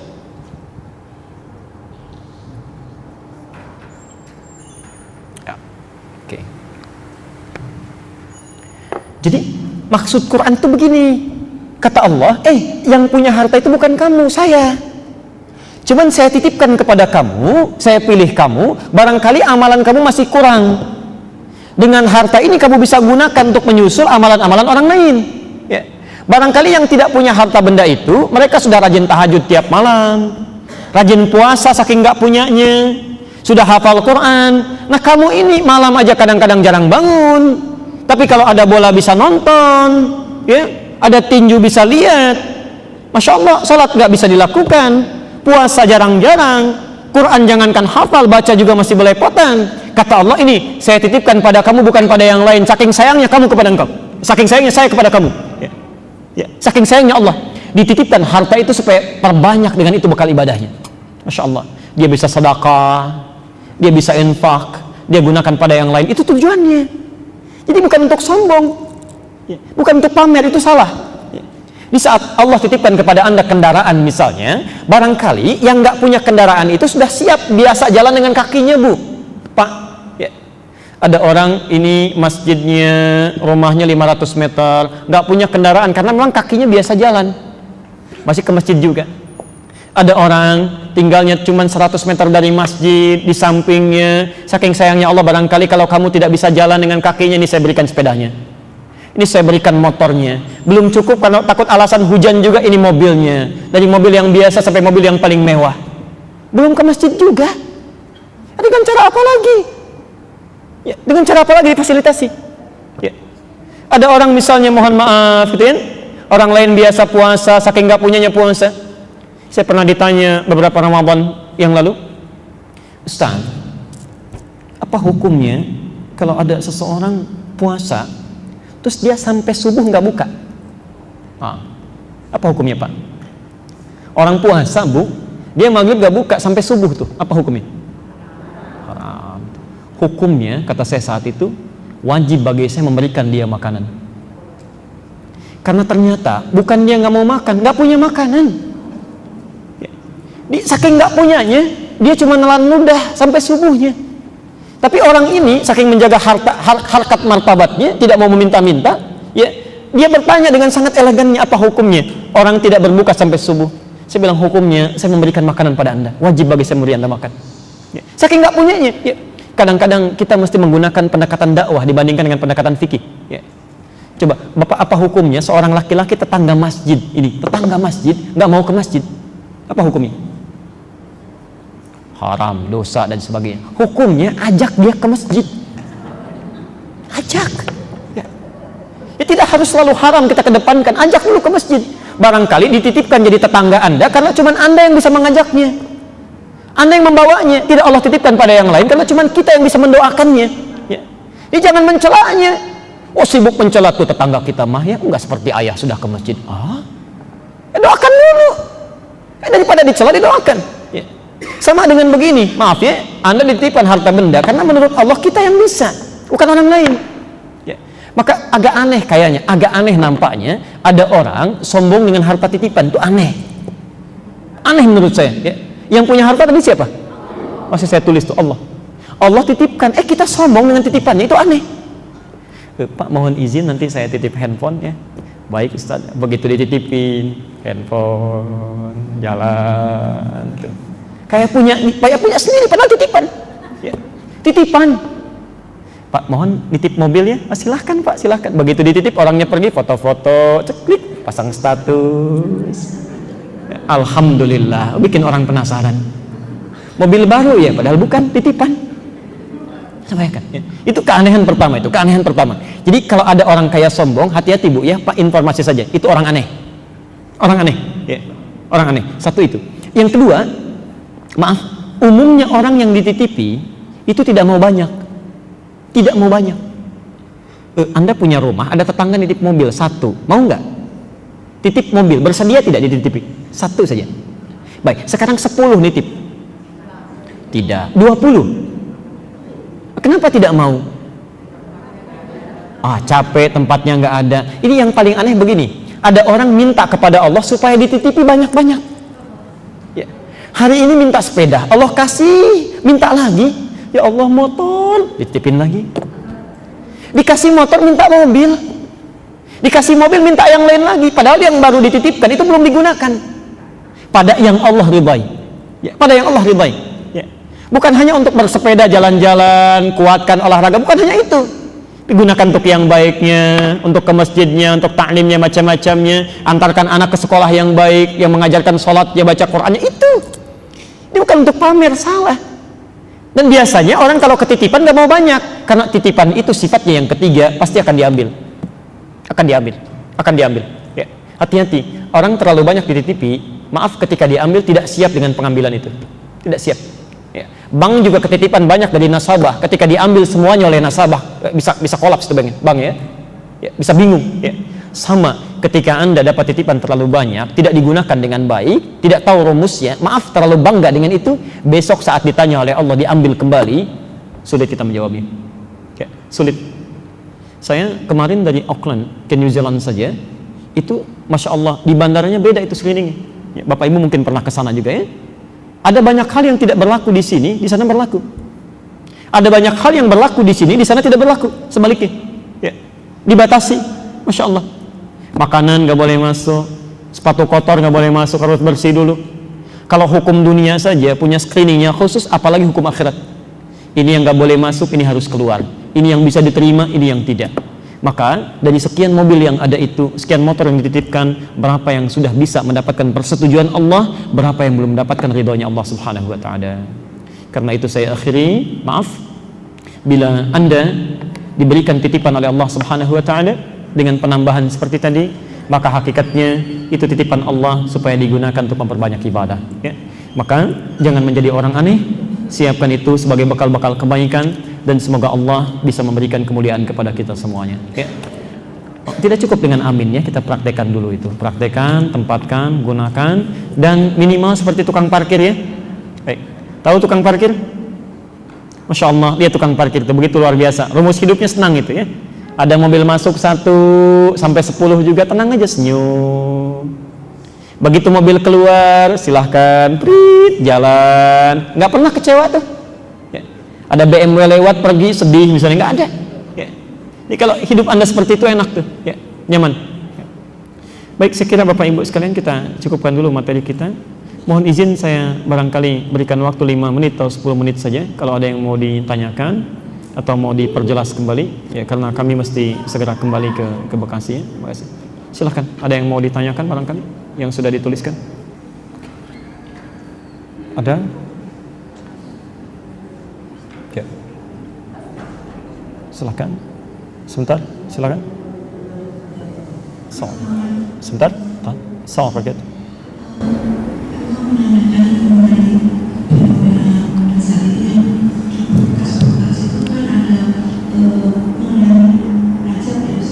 Baik.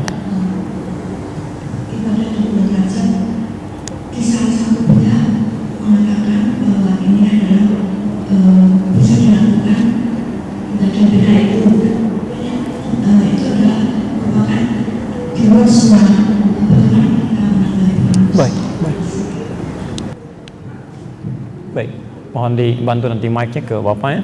Tentang pertanyaan tentang bulan Rajab, ibadah-ibadah di bulan Rajab, ya.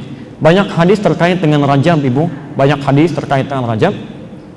Ada 1 yang sahih, 2 yang dhaif, 2 yang dhaif, selebihnya palsu. Selebihnya palsu, ya. Baik. Saya mulai dengan yang dhaif dulu, ya. Saya mulai dengan yang dhaif. Ibadah-ibadah apa saja yang bisa dilakukan di bulan Rajab? Khususnya mungkin nanti pertanyaan Ibu terkait spesifik dengan puasa, ya. Baik, salah satunya. Mari kita lihat.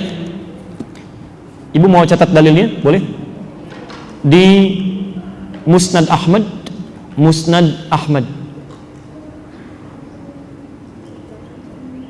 Musnad pertama, Musnad 1, nomor hadis 259 dari Ibnu Abbas, ya. Musnad Ahmad. Jadi bukan Sunan Ahmad, ya, tapi Musnad Ahmad. Oke. Maaf sebentar. Musnad itu kitab hadis yang disusun berdasarkan periwayatnya. Misal, Ibu ingin tahu Sayyidah Aisyah itu meriwayatkan berapa hadis, maka cek di kitab Imam Ahmad, nanti ada tentang Aisyah, semua hadis yang Aisyah pernah riwayatkan, yang Imam Ahmad kumpulkan, ya. Nah, di Musnad pertama itu Musnadnya Abdullah bin Abbas, Ibnu Abbas, ya. Nomor hadis 259. Tulisannya begini, ya. Jadi ini bukan jilid 1 halaman 259, bukan, ya. Musnad 1, nomor hadis 259. Pelan-pelan supaya tuntas, ya. Hadis ini dengan redaksi yang mirip, yang sering dipasang di spanduk, itu didapatkan juga di Sunan Al-Baihaqi. Sunan Al-Baihaqi. Kitabnya Syu'abul Iman. Syu'abul Iman. Nomor hadis 3524. Pelan-pelan. Saya bacakan hadisnya, kita bacakan. Pernah dengar hadis ini? Allahumma barik lana fi Rajab wa Sya'ban wa barik lana fi Ramadan. Itu redaksi pertama, ya. Wa barik lana fi Ramadan. Itu ada di Musnad Ahmad, Musnad 1, nomor hadis 259. Ya Allah, mohon berkahi kami di bulan Rajab ini dan di bulan Sya'ban nanti, dan mohon berkahi kami pula di bulan Ramadan. Versi kedua adalah doa Allahumma, mirip dengan yang pertama, barik lana fi Rajab wa Sya'ban wa ballighna Ramadan. Pernah dengar doa ini? Ya Allah, mohon berkahi kami di bulan Rajab dan bulan Sya'ban, dan mohon sampaikan kami ke bulan Ramadan. Jadi amalan pertama yang sering populer di masyarakat ada di bulan Rajab adalah doa yang dipanjatkan supaya diberkahi di bulan Rajab, Sya'ban, dan sampai ke Ramadan. Jelas sampai sini? Nah, bagaimana status hadisnya? Status hadisnya dhaif. Pelan-pelan, belum selesai. Apa urutan dhaifnya? Karena tidak semua hadis dhaif itu ditolak, tidak semua. Ya. Jangan ibu bapak katakan kalau dhaif tidak bisa diamalkan, belum tentu. Ya, hadis dhaif yang tidak boleh menjadi dalil itu, menjadi dalil landasan hukum, itu ada 3 jenis. 3 jenis, ini disepakati oleh ulama hadis.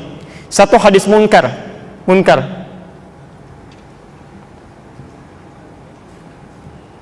Yaitu hadis yang diriwayatkan oleh orang-orang yang seringkali berbuat maksiat, sering menyimpang, ya, sering melanggar ketentuan. Misal ada orang menyampaikan hadis tapi suka mabuk, itu hadisnya diingkari, gak boleh diambil, walaupun belum tentu kalimatnya salah. Ya. Apa alasannya? Supaya nanti tidak ada fitnah pada agama. Tidak ada fitnah pada agama. Jadi kalau nanti ada orang-orang misalnya mengatakan pantas orang Islam perilakunya buruk, yang meriwayatkan hadisnya orang mabuk kok. Ya. Contoh begini, Anda mau ke Masjid Nurul Bahri, di jalan ada orang mabuk lewat. Ada Pak, mau ngaji nggak usah, ustadznya nggak datang hari ini. Percaya nggak? Padahal dia belum tentu salah itu. Ya mungkin dia kesini lewat, lihat pengumuman, dia dengar, dia sampaikan. Ya. Niat dia baik, cuman dia berada dalam keadaan yang tidak baik. Anda bisa tolak. Apalagi masalah hadis, ya. Apalagi masalah agama. Ya. Di agama tidak boleh diriwayatkan oleh orang-orang yang lemah. Ya. 2, matruk namanya. Matruk. Ya. Matruk itu hadis yang diriwayatkan oleh orang yang seringkali tertuduh sering berdusta, ya, sering bohong. Pernah dengar hadis ini? Awal Ramadan rahmah, wa awsatuhu maghfirah, wa akhiruhu itqu minan nar. Awal Ramadan itu rahmat, pertengahannya adalah maghfirah, ujungnya itqu minan nar. Pernah dengar? Nah itu hadisnya hadis matruk. Hadis matruk. Jadi nggak bisa dipakai dalil. Nanti biasanya tiap tahun suka diulang-ulang itu. Ya, itu hadis matruk. Nggak bisa dipakai dalil. Pelan-pelan. Yang ketiga, hadisnya hadis maudhu namanya, hadis palsu. Hadis maudhu, palsu. Maudhu, palsu. Nah ini banyak di bulan Rajab ini. Banyak sekali. Pelan-pelan. Kalau maudhu, palsu, memang orang ini sengaja bikin hadis palsu. Memalsukan hadis, ya. Sengaja, ya. Nanti ibu akan dengar misalnya bapak pernah dengar hadis ini, orang yang bahagia dengan kedatangan bulan Ramadan maka diharamkan bagi neraka untuk menyentuh kulitnya. Pernah dengar? Itu hadis palsu. Gampang ciri hadis palsu itu, ya. Salah satunya kalau bertentangan dengan akal sehat, itu pasti palsu itu, ya, nggak ada dalil yang menguatkan. Kalau kita bahagia saja dibebaskan dari neraka, untuk apa puasa Ramadan? Bahagia aja. Alhamdulillah saya bahagia dengan kedatangan Ramadan, nggak usah puasa, itu sudah tidak disentuh oleh neraka, ya. Ini dikenal dengan 3M. Nah hadis yang tadi, doa yang dibacakan saat di Rajab itu, Allahumma barik lana fi Rajab wa Sya'ban wa balighna Ramadan, itu statusnya hadis dhaif, dhaifnya mungkar. Yang ini. Karena di dalam periwayatnya ada seorang bernama Ziyad An-Numairi. Ziyad An-Numairi. Ziyad An-Numairi ini dipersoalkan oleh para ulama, disebut munkarul hadis, orang yang hadis-hadisnya diingkari, ya. Pelan-pelan. Hanya cara memahaminya adalah jangan salah paham. Cara memahaminya yang salah adalah memahami ini sebagai hadis. Di doa ini bukan dari Nabi, diragukan dari Nabi, ya. Doanya bagus, betul, cuman salahnya dipahami sebagai hadis, ya. Kalau bapak ibu ingin berdoa dengan bahasa kita pun tidak dilarang. Boleh nggak saya berdoa begini misal, Duhai Allah, makin banyak nih rasanya dosa hamba, ya. Mohon berkahi kehidupan hamba ya Allah di bulan Rajab ini. berikan kesempatan untuk berubah, sampaikan hamba ke bulan Ramadan supaya bisa bertobat dengan baik. Boleh nggak? Boleh. Cuma di akhir mungkin dikatakan begini, ini hadis dari Nabi. Itu yang salah. Jadi kalau Anda ingin berdoa pun mengambil maknanya sah-sah saja. Yang salah memahami itu sebagai hadis. Jelas ya? Baik. Jadi kalau ada yang pasang spanduk menyampaikan dan hadis Nabi, itu yang bermasalah. Ya, itu yang bermasalah. Jelas ya? Baik. Yang kedua tentang puasa. Pernah dengar pernyataan ini? Siapa yang puasa 1 hari di bulan Rajab dapat pahala sekian, 2 hari sekian, 7 hari dibukakan 7 pintu surga, 8 hari dibebaskan dari 8 pintu neraka. Pernah dengar? Itu hadis nomor 3, maudhu', palsu ya. Saking palsunya di kitab hadis palsu aja nggak ada. Itu hadis palsu, itu palsu ya. Segi kepalsuannya bukan hanya bertentangan dengan dalil, dengan akal sehat aja nggak masuk ya. Nggak masuk itu. Coba maaf ya, kalau Anda sudah tahu 7 hari puasa saja di bulan Rajab bisa dibukakan 7 pintu surga, untuk apa puasa Ramadan? Ya. Dan 8 hari dibebaskan dari 8 pintu neraka. Orang ini hebat sekali, tahu dia surga punya 7 pintu, 8 punya 8 pintu, neraka punya 8 pintu. Ya. Nabi aja tidak pernah memberikan keterangan itu. Ya, ada sesuatu yang salah di sini, ada sesuatu yang keliru. Baik. Anjuran puasa di bulan-bulan al-haram itu ada. Dikata Nabi, puasa yang paling dicintai oleh Allah setelah puasa Ramadan itu, selain puasa Daud, itu puasa di bulan-bulan al-haram. Dan semua, hampir seluruh ulama memberikan fatwa demikian. Ya. Nah, bulan-bulan al-haram itu ada 4 tadi Bu, di awal bahasan kita. Ya. Jadi kalau ibu ingin puasa, misalnya tingkatkan puasa di bulan-bulan ini, boleh. Ya. Tapi yang tidak disukai ulama atau bahkan tidak diperkenankan, mengkhususkan di bulan tertentu, menolak yang lainnya. Jadi kalau ingin puasa di bulan-bulan itu boleh. Ya. Rajab ibu puasa, silahkan. Ya. Kemudian Dzulqa'dah puasa boleh, Dzulhijjah puasa boleh, bahkan 10 pertamanya besar pahalanya. Ya. Kemudian Al-Muharram puasa boleh. Nah, rumusnya kalau bisa khusus di bulan Rajab, ibu tingkatkan puasa, khususnya yang sunnah-sunnah itu, yang Senin, Kamis. Ya. Di belum puasa Senin, ya. Sudah puasa Senin tambah Kamis, Senin Kamis tambah Ayyamil Bid. Ya. Kalau ingin tingkatkan lagi boleh puasa Daud, boleh. Ya. Hari ini Senin puasa, Selasa besok tidak. Ya. Rabu puasa, Kamis tidak. Puasa apa namanya? Daud. Ya. Salat Daud tidak ada ya. Subuh salat, duhur tidak. Ya. Asar salat, maghrib tidak. Itu ngarang. Ya. Nanti supaya tubuh kita terbiasa sebelum datang Ramadan. Nanti kalau ingin lebih banyak lagi puasanya bulan Sya'ban, itu boleh. Ya. Nanti saat Sya'ban saya terangkan. Kata Aisyah radhiyallahu anha, Nabi itu tidak pernah memperbanyak puasa sunnah kecuali di bulan Sya'ban. Ibu boleh tiap hari puasa itu, ya, boleh. Ya. Sampai sehari 2 hari menjelang Ramadan, ibu berhenti. Ya, boleh. Ya. Jelas ya?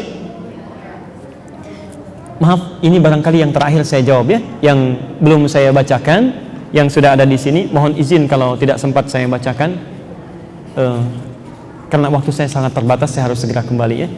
Jadi mohon maaf, saya tinggalkan istri saya dalam keadaan sakit, saya mohon izin, dan beliau mengizinkan saya mengajar ya.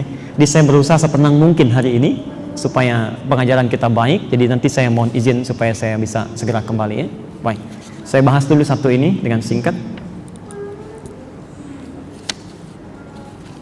Ini yang pertama masuk, jadi saya bacakan ini dulu ya. Panjang sekali.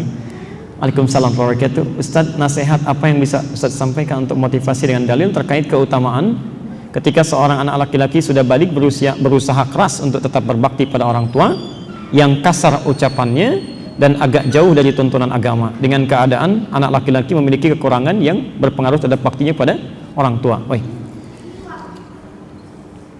Yang kedua yang sudah dijawab ya, tentang puasa Daud. Baik, Quran surah ke 31 untuk pertanyaan ini, dalil ini. Quran surah 31 ayat 15. Kemudian Quran surah ke 46 Al-Ahqaf ya, ayatnya sama, ayat 15 ya. Kemudian cara berbaktinya, Quran surah ke 16 An-Nahl ayat 125. Ayat 125. Hadisnya saya tidak akan tanggung. Saya berikan satu kitab ya. Cari kitab namanya Al-Adabul Mufrad ya. Adabul Mufrad karya Imam Al-Bukhari. Itu dari hadis pertama sampai dengan hadis 44 ya, sampai 47 bahkan, itu hadis tentang bakti anak kepada orang tua. Al-Adabul Mufrad ya. Nanti kalau sulit pertemuan berikutnya saya coba nanti datangkan kitabnya. Pertama lihat teorinya. Kata Quran tentang anak kepada kedua orang tua ya, tentang anak kepada kedua orang tua. Wa in jahadaka, Quran surah 31 ayat 15. Wa in jahadaka ada an tusyrika bima laysa laka bihi ilmun fala tuti'huma. Bahkan kalaupun orang tuanya non muslim, anaknya muslim, jadi ada anak masuk Islam, orang tuanya belum ya. Kata Allah, kalau orang tuanya memaksa mengajak untuk berbuat perilaku musyrik, maka tolak dengan lembut, jangan taati. Tapi ayatnya tidak berhenti di situ. Wasahibuhuma fid dunya ma'rufa. Tapi dalam urusan dunia, tampilkan bakti terbaikmu. Berikan senyum terbaik, berikan hadiah terbaik, berikan bakti tolong terbaik, doakan supaya mendapat hidayah. Masya Allah ya. Anda bayangkan, orang tua non-muslim saja itu masih diminta oleh Quran untuk diberikan baktinya. Maka bagaimana dengan orang tua yang muslim, anaknya muslim, maka lebih harus berbakti kepadanya. Bagian pertama ya. Jelas sampai sini? Pelan-pelan ya. Satu, bagaimana cara berbaktinya? Pelan-pelan. Sebelum kepada cara, Quran tunjukkan logikanya. Kenapa anak mesti berbakti pada orang tua? Ya. Quran surah ke-46 ayat ke-15. Saya pada puncaknya saja. Pada puncaknya. Ya. Bukan hanya pernyataan yang telah mengandungnya, merawatnya, macam-macamnya. Lihat kalimatnya. Bahkan jika anaknya telah sampai pada usia 40 tahun, 40 sanah. Ya. Kata Allah, dia mesti banyak berdoa kepada Allah. Lihat doanya, kita hafal ini. Rabbi auzi'ni an ashkura ni'mataka allati an'amta alayya wa ala. Yang paling menarik, kalimat bersyukur ini disertai dengan kalimat orang tua di situ. Ya Allah, mohon bimbing hamba untuk bisa mensyukuri nikmat-nikmat-Mu yang Kau berikan pada hamba saat ini dan kepada orang tua hamba. Disertakan kalimat di situ orang tua hamba. Padahal bisa Allah tidak menyertakan orang tua di situ. Dan kalimat ini muncul setelah menguraikan bagaimana orang tua beratnya melahirkan, ibu berat melahirkan, bapak berat merawat dan sebagainya. Ketika Anda sampai usia 40 tahun, maaf, lantas Anda mendapati kesuksesan dalam hidup, kalau dalam kalimat bebas begini kalimatnya. Hei, kamu yang sudah berusia lebih 40 tahun, sudah sukses hidupnya, sudah hebat keadaannya, ingat betul, barangkali yang menyebabkan engkau sukses sekarang itu bukan karena engkau. Ya. Barangkali bukan karena kerja kerasmu. Kamu cuma 30% saja. Barangkali yang menyebabkan engkau mendapatkan hasil luar biasa, Allah turunkan nikmat yang banyak, itu maaf, ibumu yang sering bangun di keheningan malam ya. Nangis saat keadaannya begitu terbatas itu. Ya Allah, hamba boleh tidur di hamparan yang sangat sederhana ini, di ubin ini ya Allah, beralaskan tanah, tapi mohon anak hamba supaya mendapat kenikmatan nanti, tolong bedakan ya Allah dengan kami. Bapak Anda yang pergi ke sawah itu membawa cangkul dalam terik panasnya, bermohon kepada Allah, ya Allah, kalau hamba bekerja seperti ini cuma makan singkongnya saja, mohon cucu hamba nanti, cucu hamba, anak hamba nanti ya Allah. Itu tuh yang sampai, air mata itu yang sampai kepada Allah. Itu yang sampai ya, itu yang sampai dalam mengandungnya, dalam merawatnya, memberikan ASI dan sebagainya. Kata Allah, bahkan ketika Anda sukses pun barangkali bukan engkau, cuma 30% aja, 70% orang tua ya. Karena itu kalau Anda masih belum sanggup terpikir, malas-malas berbakti pada orang tua, maaf, jangan ingat marahnya sekarang, ingat susahnya dulu, ingat sulitnya. Biasanya kalau lebih ingat kepada sulit itu lebih cepat ya. Makanya pertama, ketika seorang anak dalam keadaan sulitnya, misalnya marah, dalam keadaan emosi, tiba-tiba belum mau berbakti pada orang tua, kata Quran, simpan dulu amarah sebentar, coba cek dulu saat orang tua susah ya, bagaimana sikapnya kepada kamu. Barangkali sikap itu dibalik supaya engkau merasakan bagaimana orang tua dulu ya. Bapak bisa nggak terbayang begini Pak ya, atau Ibu, ada seorang ibu punya anak 8, bisa merawat sendirian Bu, tidak ada pembantu, tidak ada apa-apa, keadaan sangat terbatas, bisa hidup, bisa sukses 8 ini. Saat ibunya dalam memerlukan perawatan luar biasa, masa 8 anak ini nggak bisa bantu? Satu bisa rawat 8 orang, keadaan terbatas. Masa 8 anak keadaan lebih nggak bisa rawat 1 orang? Ya. Dan hebatnya, dalam keadaan Anda merengek-rengek, dia nggak marah. Dibawa ke pesta, Anda membuat malu. Ya. Dibawa ke ta'lim, ke masjid, Anda melakukan tindakan yang bisa bikin malu. Orang tua sabar aja.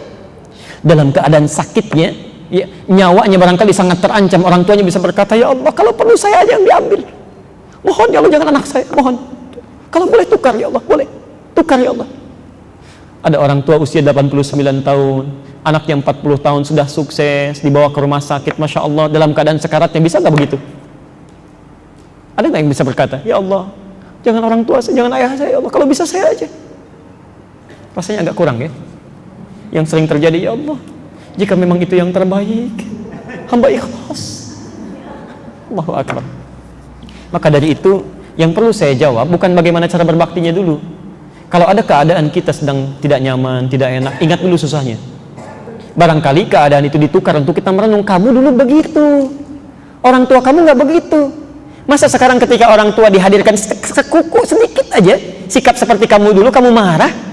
Ya, di mana pikiran kamu? Bahasanya gitulah kalau Quran ya. Ya, kamu dulu begitu, orang tua kamu nggak marah. Masa sekarang orang tua kamu sedikit aja ngambil sifat kamu marah? Jangan dulu marah. Ya.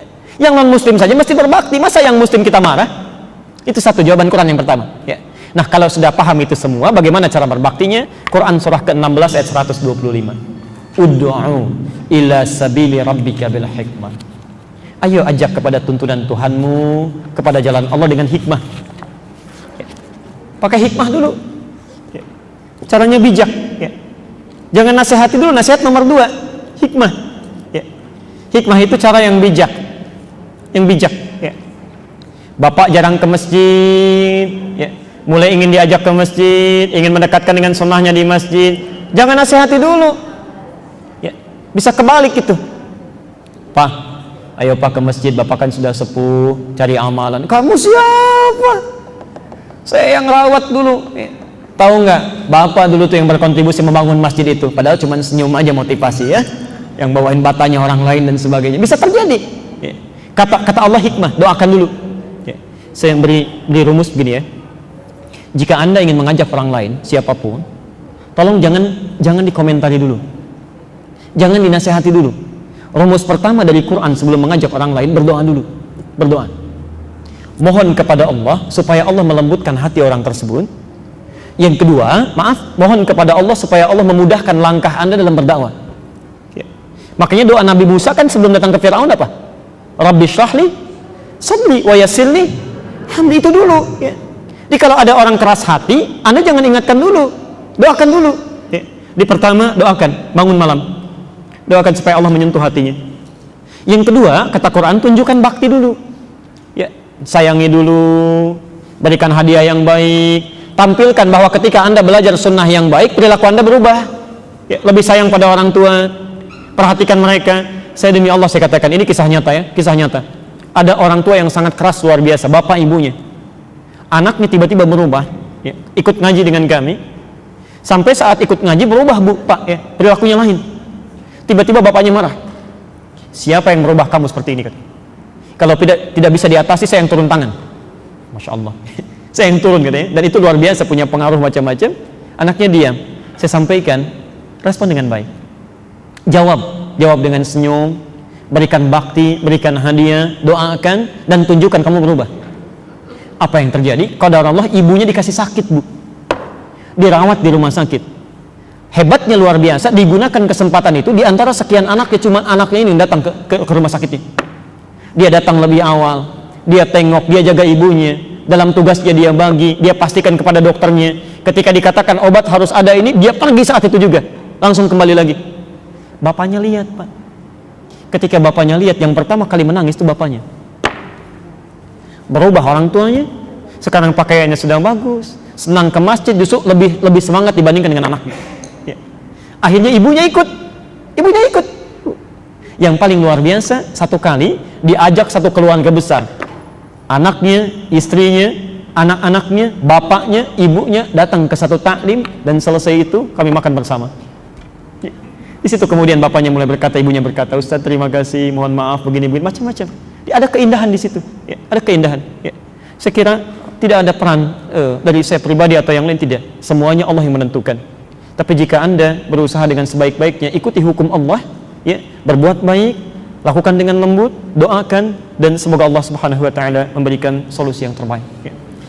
Saya kira itu yang bisa saya sampaikan. Mohon maaf kalau belum bisa membacakan semuanya, tapi saya simpan ini ya, supaya pertemuan berikutnya saya bisa sampaikan kembali. Silahkan didiskusikan untuk bulan depan, karena bulan depan itu saya maaf sekali ya, itu pertemuan terakhir kita.